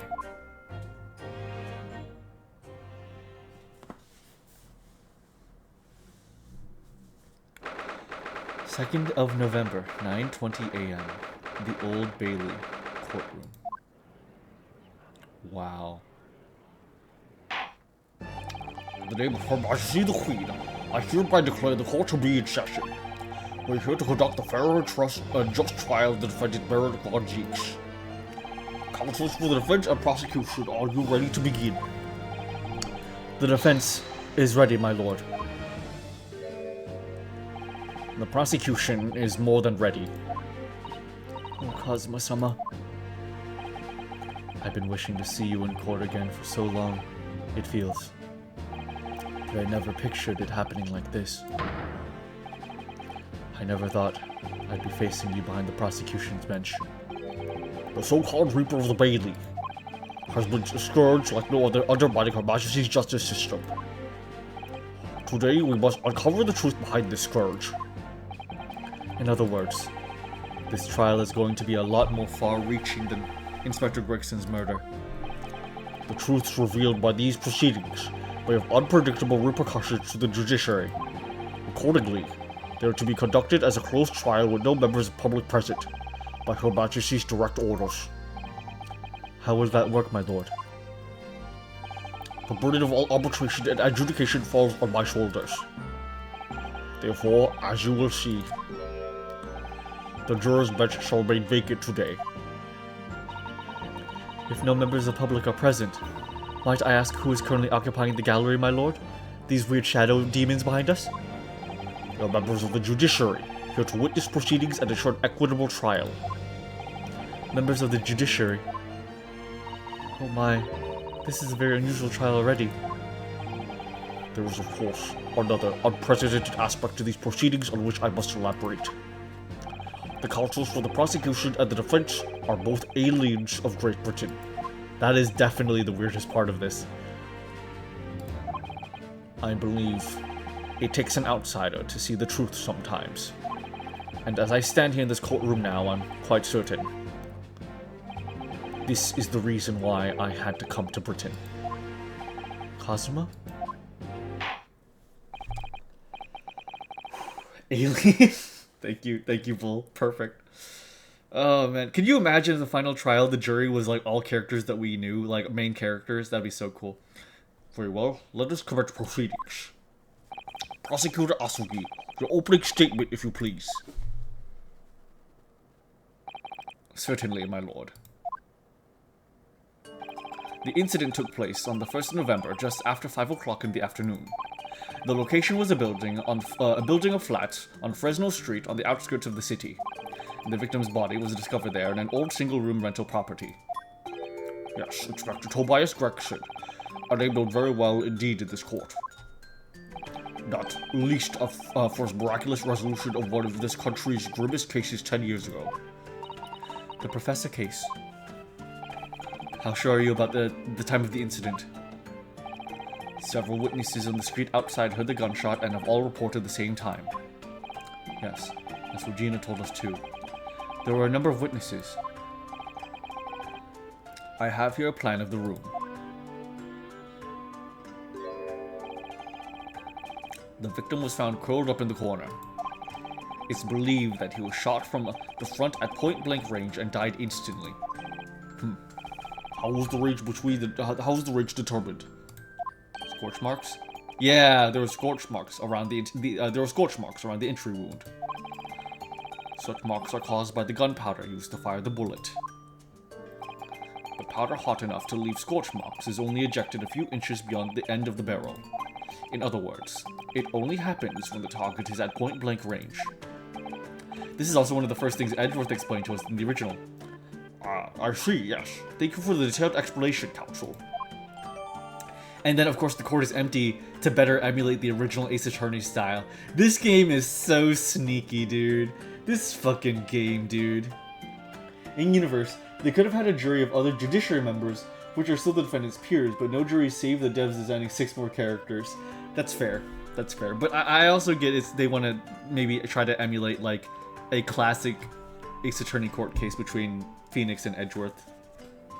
Point blank range. So did the candle get shot at point blank? That could very well be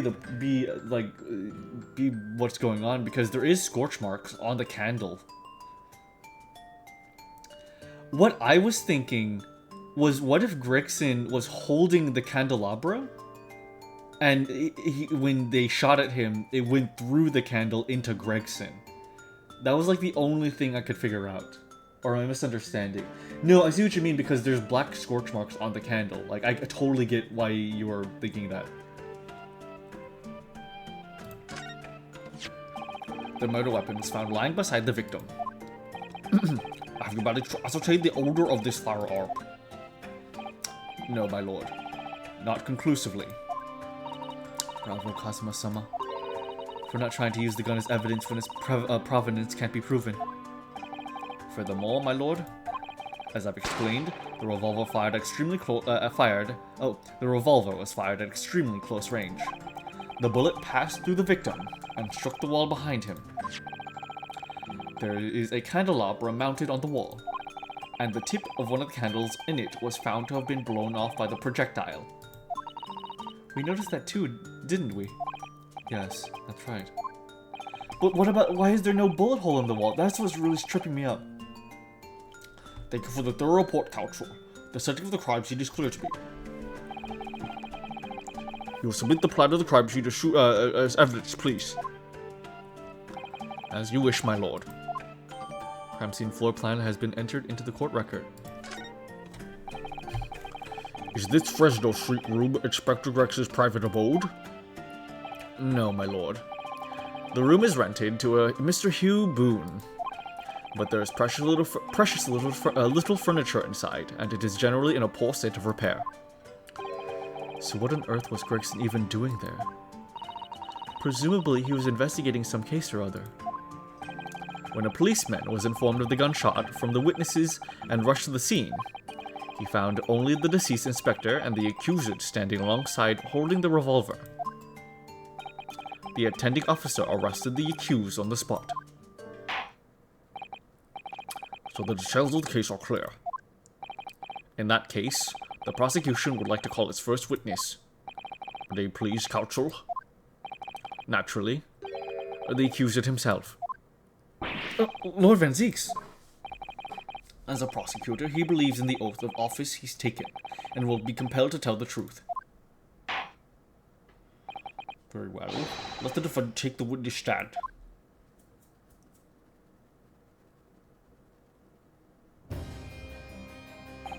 So, witness, state your name and occupation for the court. Merrick Van Zieks, Old Bailey prosecutor.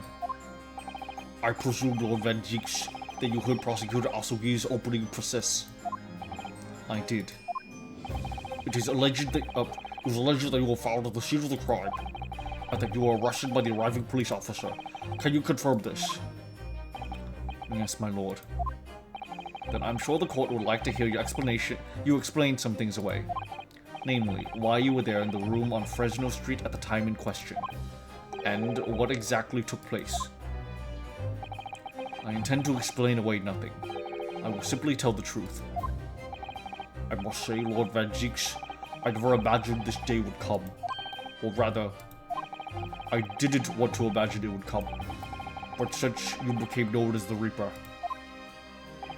a part of me has been dreading it. For formal testimony then, witness.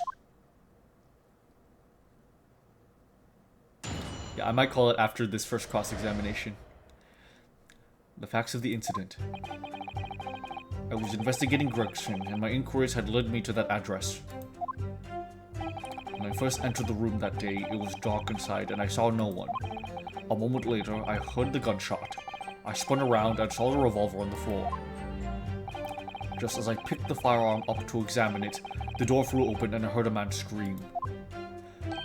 It was only then that the body of the Inspector Gregson appeared before me. This is exceptionally similar!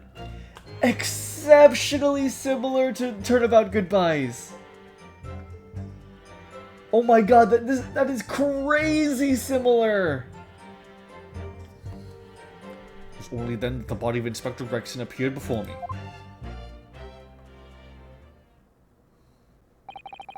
And that testimony was the whole truth. It was. So, you heard a shot being fired in a room with no living occupants. And moments later, a corpse somehow appeared before your eyes. Is that it? You're right. You haven't explained away anything. In fact, that would barely qualify as an excuse. I thought you were my mute apprentice. Yet it turns out you have a way with words, Prosecutor Asugi. Would appear to be a singular tale indeed. Singular isn't the word. It's laughable. What got into Kazuma? He's not behaving like himself at all. Very well then. Counsel, you may begin your cross-examination. Yes, my lord.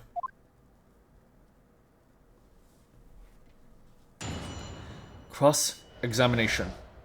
The facts of the incident. I was investigating Gregson, and my inquiries had led me to the address.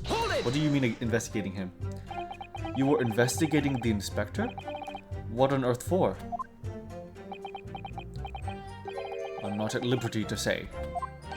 Sorry? I'd identified a distinct possibility that Gregson was involved in the case I was investigating. Regrettably, though, he was killed before I could secure the proof I needed. Is the court understand then that on the day in question you followed the victim to the scene? No, I was privy to his movements in advance. How? I stole into his office in the yard and consulted his diary. The address of Fresno Street was noted in the 5 p.m. entry. You illegally entered the man's office. In Japan, that alone would constitute a very serious offense. As it does in Great Britain, I assure you. Is that not the case, Lord Van Geeks? I was aware of the possible consequences. So in summary, you were investigating the victim, and yet you refused to tell us to tell the court why. I didn't realize British prosecutors enjoyed such freedom to choose what to divulge under oath. Ugh, why did I ever think I could defend this man? When I first entered the room that day, it was dark inside and I saw no one. Hold it! Had you ever been to the address before? No, never. I only learnt of the place as a result of my investigations into Gregson's activities. There was no light inside when I entered, so it was all but impossible to make out anything. But at 5 p.m., the sun would only just have gone down. It would still have been reasonably light outside. The room has a window, but it was boarded shut. Very little light found its way into the room from outside. It was extremely murky inside. I wouldn't have noticed if the victim was already lying on the floor.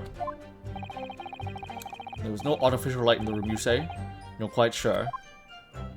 I'm quite sure that the part of the room where the body was found was very dark. I have a feeling there was a small oil lamp burning on the desk, but I couldn't say for certain. Look, Mr. Naruhodo. There is a small desk in the room just here. Yes, I remember. And there was an oil lamp on it, as well as the framed photograph. When I entered the room, I closed the door behind me and I started towards the desk to investigate. What did you find? Nothing. I never actually reached the desk. A moment later, I heard the gunshot. I spun around and I saw the revolver on the floor. Hold it! Hold it? So, who fired the gun?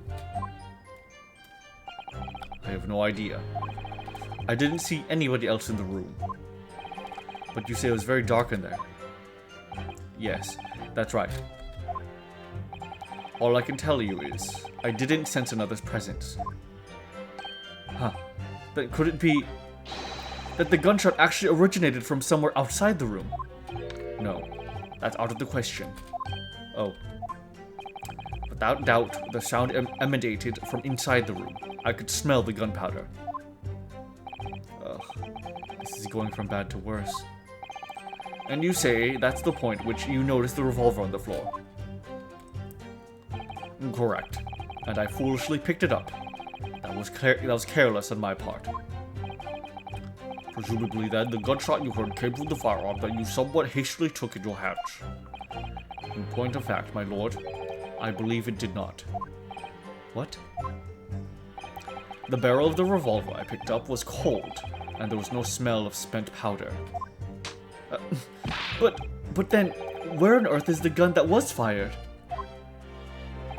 Whilst I would like to oblige you with an answer, I'm afraid I can't. I too would dearly like to know that.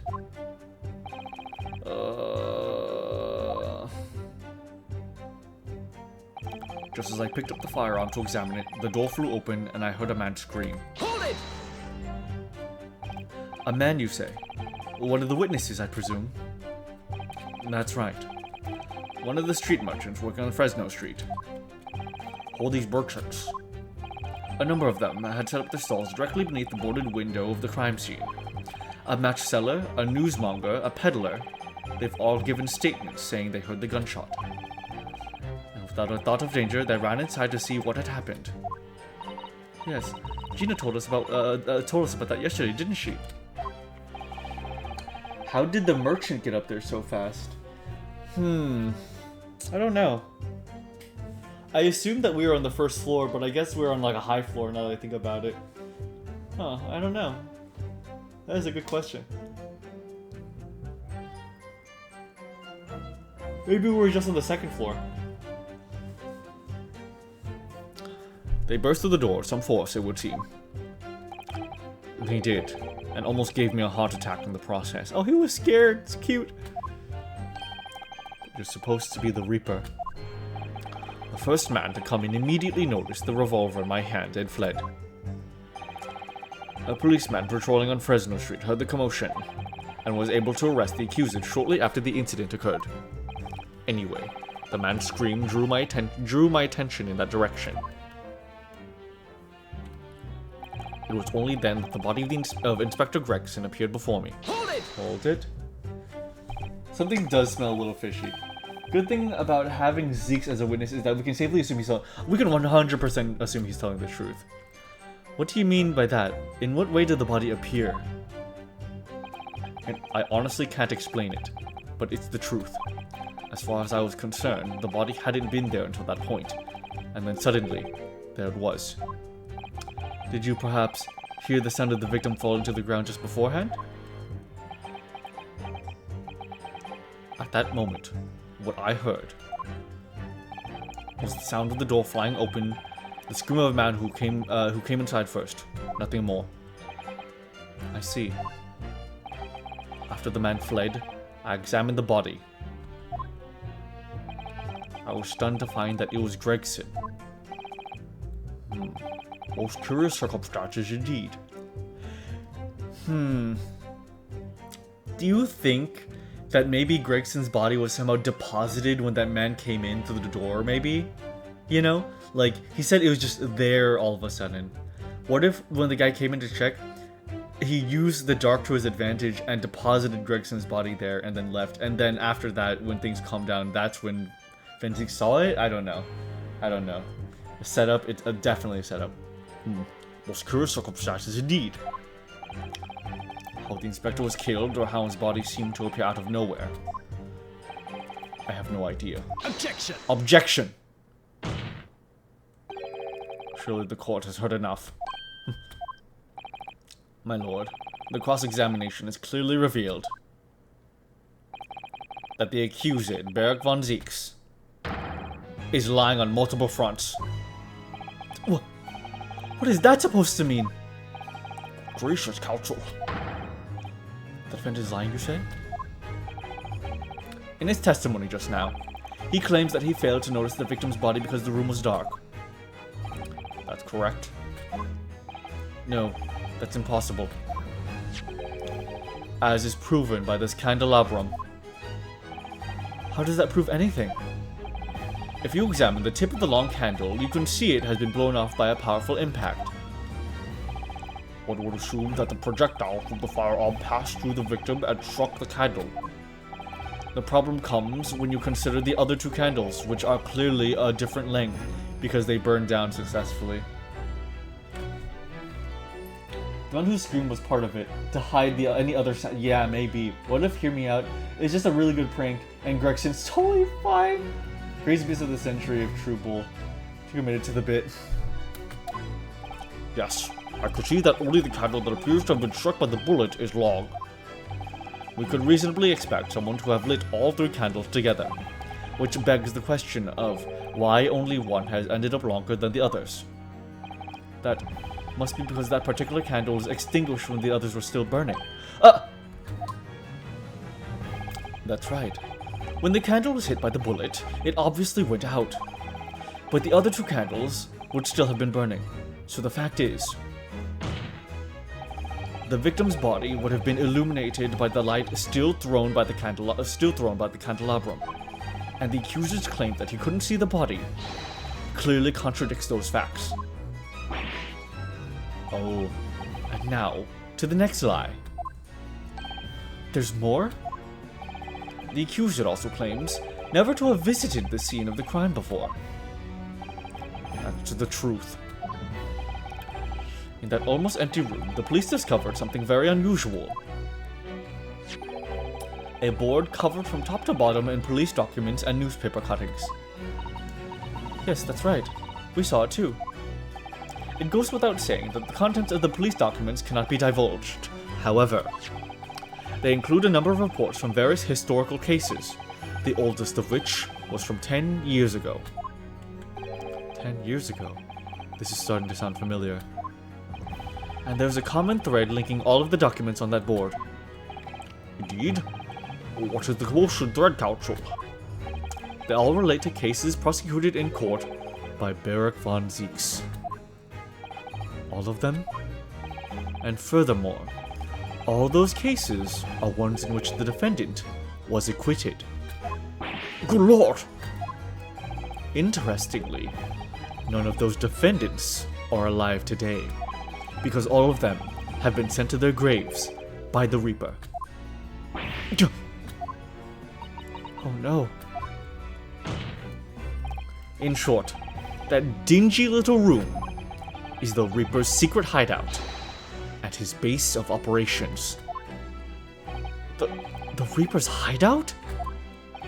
And yet, the Reaper would claim never to have been to his own secret hideout. No one would believe that.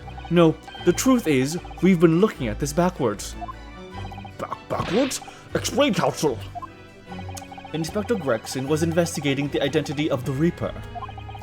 When he discovered the location of the man's secret hideout, he was killed. As I'm sure everyone can imagine, by the Reaper's hand. What? Oh, the candle was planted there to use as evidence there. That's where there's a scorch mark because they shot the candle at point blank beforehand. That definitely could very much be it. That could very much be it. But also, to the point, Van Zieks says that he only saw the body appear there. If the candle would not contradict that if the body was planted there during the commotion. You know what I mean?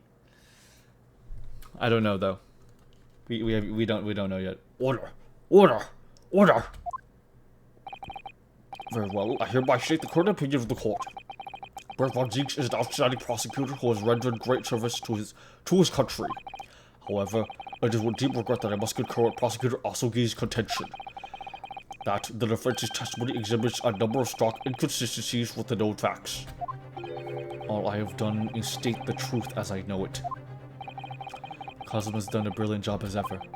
He's drawing on his experience as a defense attorney to build his prosecution case, and it's formidable.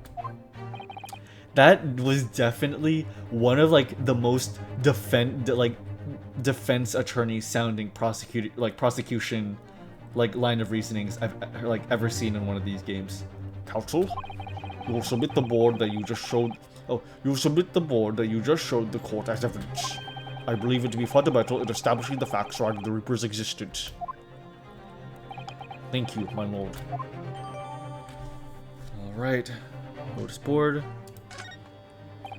And now the prosecution would like to call new witnesses to the stand.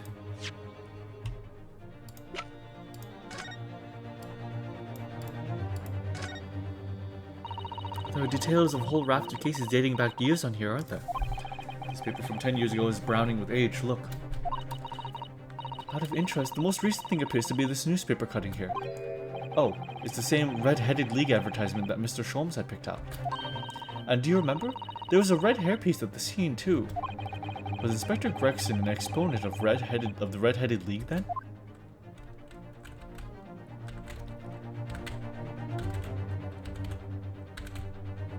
Wasn't the red-headed league like, oh!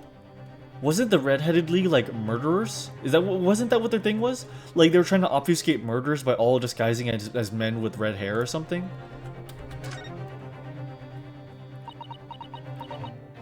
Oh, what's this? Mr. Naruhodo, look! Oh yes, it's a smudge of some kind. In fact, it looks just like a handprint. And the color, that's blood, isn't it? Oh dear, how disturbing.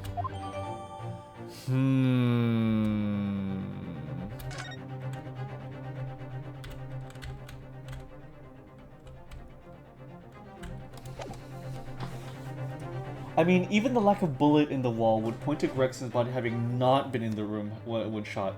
How much blood was in the room? There was only blood where Gregson's body was. As in, only blood where it was bleeding out of him.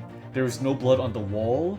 There is no blood anywhere else in the room except for this handprint, apparently. But the only blood evident in the room was where Gregson's body was laying.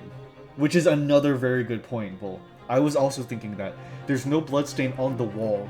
There's no bloodstain on the candles. The only blood is where, that's the one coming out of Gregson's mouth. Or wherever his wound is. Like, the blood is here. No blood on the wall. A handprint here, but no blood anywhere else in the room. Which is a big, big, big red flag. And now the prosecution would like to call new witnesses to the stand. Witnesses who saw events unfold on the day in question. They were mentioned in the previous testimony too, if you remember.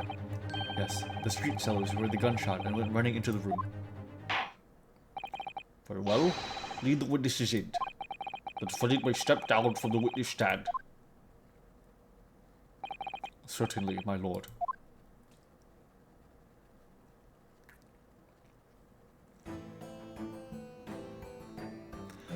Oh my god. That was the most stereotypical match-selling girl I've ever seen. So, witnesses, state your names and occupations for the court. Good fucking lord. Oh my god, I don't want to look at this guy. I don't want to look at this guy anymore. Names? We don't use names.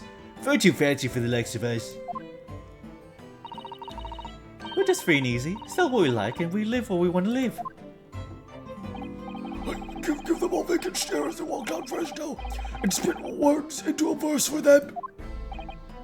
Ah. Could I be right in assuming all three of you make your living by selling wares on the street?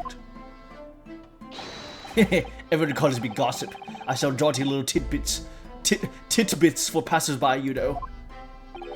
Jaunty little tidbits? Got an absolute smasher for you, sir. Right up your giddle it is. 6 pence for the price, and not a penny less. I hate this guy. Not a penny less. Bro's homeless now. Yeah, he is. She's free and easy, eh? Oh, God. Yeah, that's a fair point. She looks a lot more like a harlot than she does a match seller. RJ, good to see you. I hope you're doing great. It's so awesome to see you. Thanks for coming. 6 pence is the price, not a penny less. Wait, you're actually trying to sell it to me now? Oh, come on, sir. Don't tell me you're not interested. Try the man. Give him the money and see what it is. Pay the bad counsel. Alright. 6 pence it is.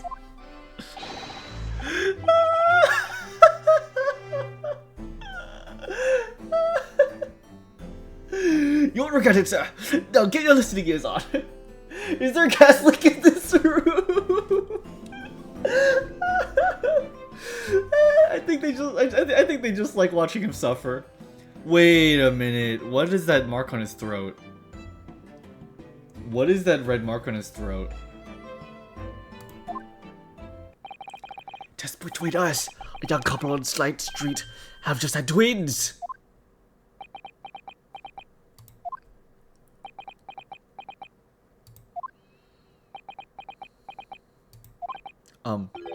Is that it? No, that's not it. It's gossip, isn't it? It wants to spread. But that bit's up, that bit's up to you and your mouth, of course. I've got more to know. Want another juicy one? 6 pence apiece it is, if you're curious. I am curious, yes, about what's going on just under that fat bottom lip of yours. Namely, that unusual bruise or whatever it is that's poking out from under your collar. I recognize that mark. Not from personal experience, mind you. I also recognize that mark. Mouth scratching. What about the next witness, then? What name do you go by and what do you sell? Me? I'm Venus. That's what everyone calls me. Funny, isn't it? Oh! Oh, fireworks. I sell lovely little fireworks to all the local school kids. Oh, damn.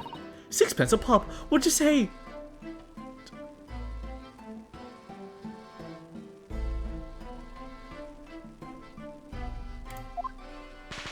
Oh, okay. Fireworks, huh? Better question was, when wasn't there ghastly? You weren't exaggerating with a little. Do they actually sell? Oh yeah. The second years can't get enough of my Venus firecrackers. Especially when I tell them that if they get 100, they could blow up the schools. Okay, I like her. Not the most savory ideas, young lady. He's like, I sell firecrackers to the school kids, and I also sell firecrackers to the adults. What do you say then, eh? When a part of the 6 pence for a pop? Wait, what? You want me to buy one? Tell you what, I'll let you in on a little secret. If you get 100 of them, you could blow up the whole courtroom. And try the woman. Give her the money and see if she's right. Pray the woman, counsel.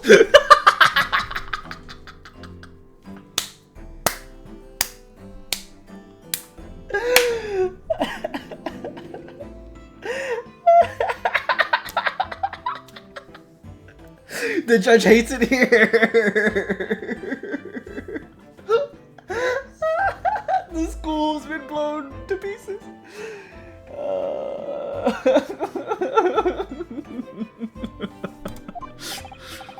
Alright, I'll buy one. Lovely stuff. Right then, this is something a bit extra just for you. The Venus special, only 600 pence. 600? It's 100 of my regular fireworks. Nothing little about it, is there? Oh, it burnt out. And there'd be nothing little about the punishment if I blew up the Old Bailey, either. Venus firecrackers. Consisting of 100 smaller fireworks at 6 pence each. What sort of bang could it make? What the heck? Why is this evidence? What if that was the bang? What if that was the bang he heard?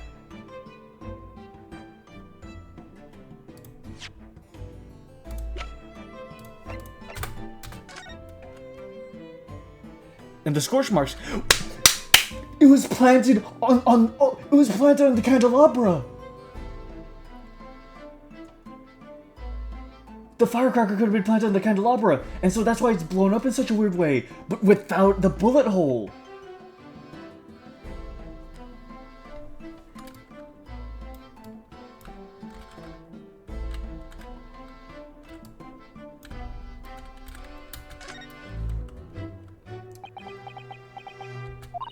Have you had an idea, Mr. Naruhodo? You're staring at the end of the string of fireworks. Sorry, it's just that it's the Venus special. I was wondering what 600 pence worth of fireworks would sound like. Shall we find out? What? But she said it would blow up the courtroom. Alright. That was a fairly sizable bang. My ears are still ringing, Mr. Naruhodo. It sounded almost exactly like... Yeah, goes off like a gunshot. Alright, baby.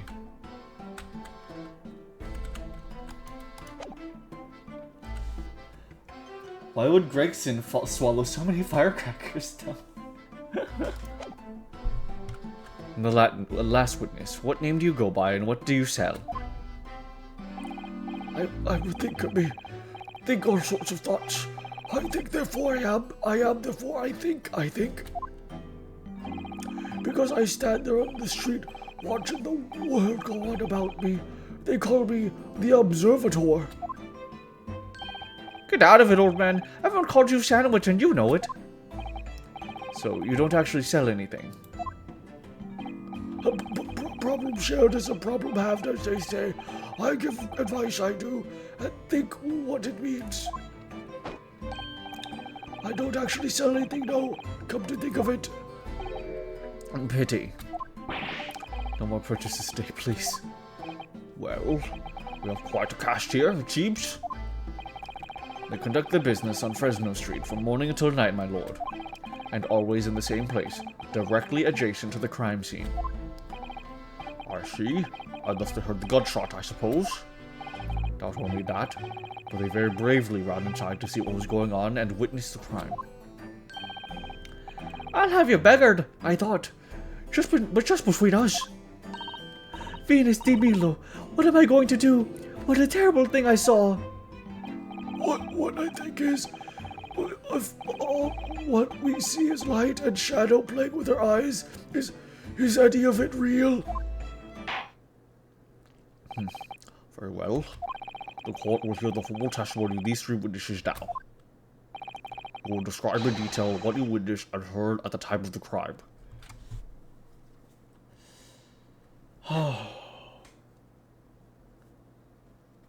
Okay, guys. I think this is a little bit premature, but I'm feeling it a little bit tonight.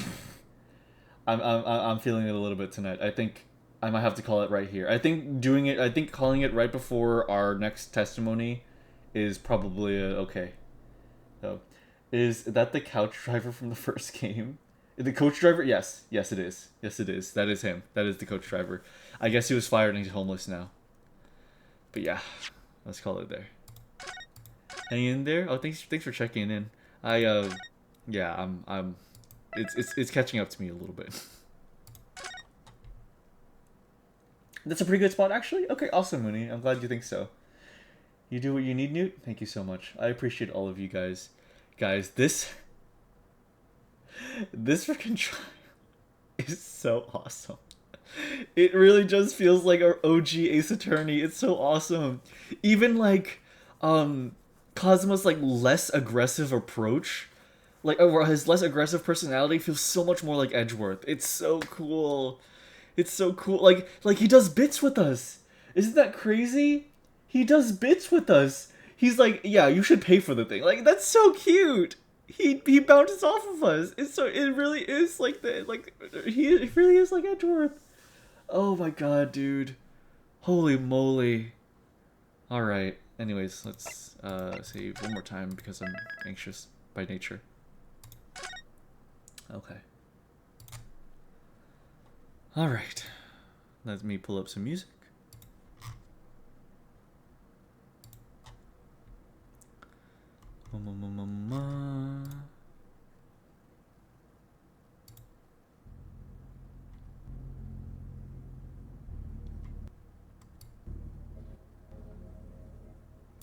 Alrighty. Vaughn would have made you pay because you're more poor than him, exactly, man. I want to see Phoenix and Edgeworth in the second game. Bet they have some good interactions in there. Oh, you mean the sequel? The sequel to OG? Yeah, Trials and Tribulations. Oh yeah, dude. After this game, we're gonna take a bit of a break from Ace Attorney, but eventually we're gonna get back to it. Play the rest of the trilogy and then play the Investigations games. And I'm so excited for that. We're gonna have a lot of good banter up here.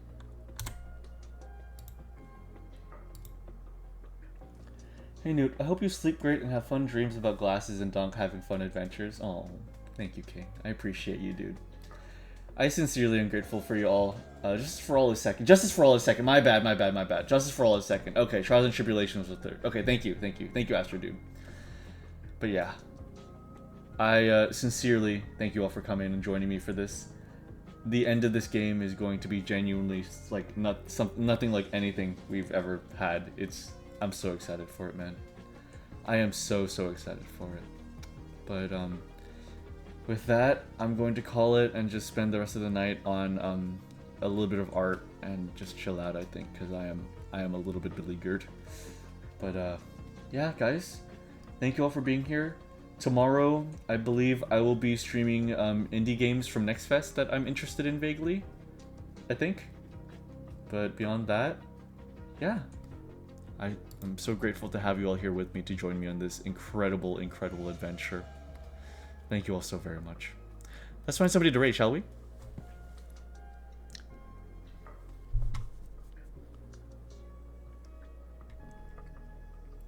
Oh, cool. Somebody's actually also playing Greatest Attorney.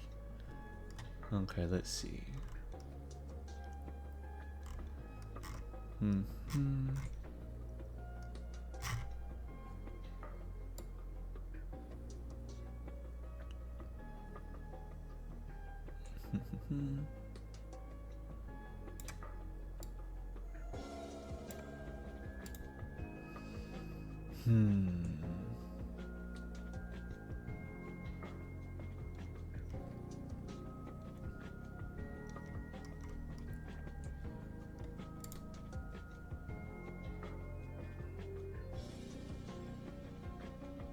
Okay, how about... And also follow me on here. I like to stream weird things.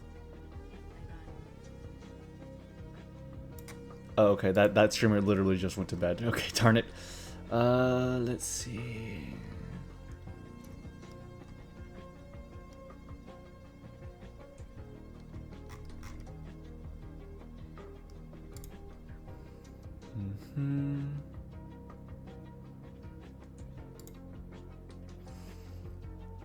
Alright. You know,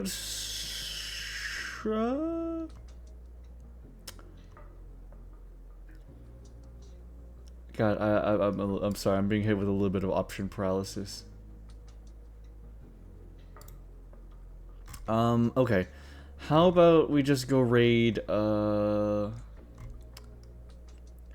of my favorite artists is... Oh, sorry, good, rest up, brother. Absolutely. One of my favorite artists, Roz-kun, is currently streaming The Witness, the puzzle game The Witness. Let's go say hi to them and hang out there. So everyone, please have a wonderful night. Please take it easy. Thank you for spending your time with me. I will see you guys in the very, very, very near future. I might hang out in the Discord tonight while I draw. I don't know. I'm just gonna see how I feel, but otherwise, this game has been going so good. Thank you for the stream. No, thank you, Belle. Thank you for being here. Good night, everyone. Bye-bye.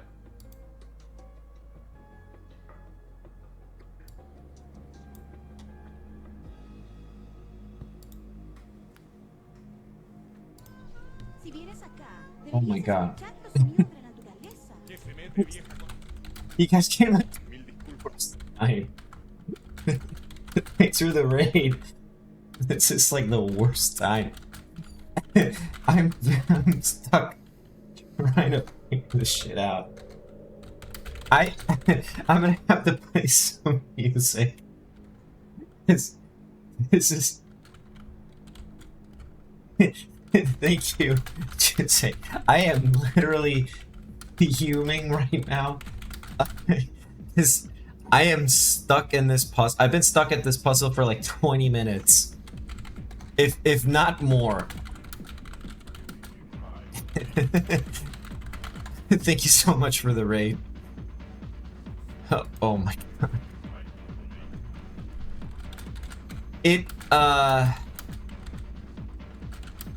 I've been advised that I could stop doing one puzzle and move to the other one, but my brain literally cannot fathom, like, no, I'm leaving this at halfway. Like, I can't.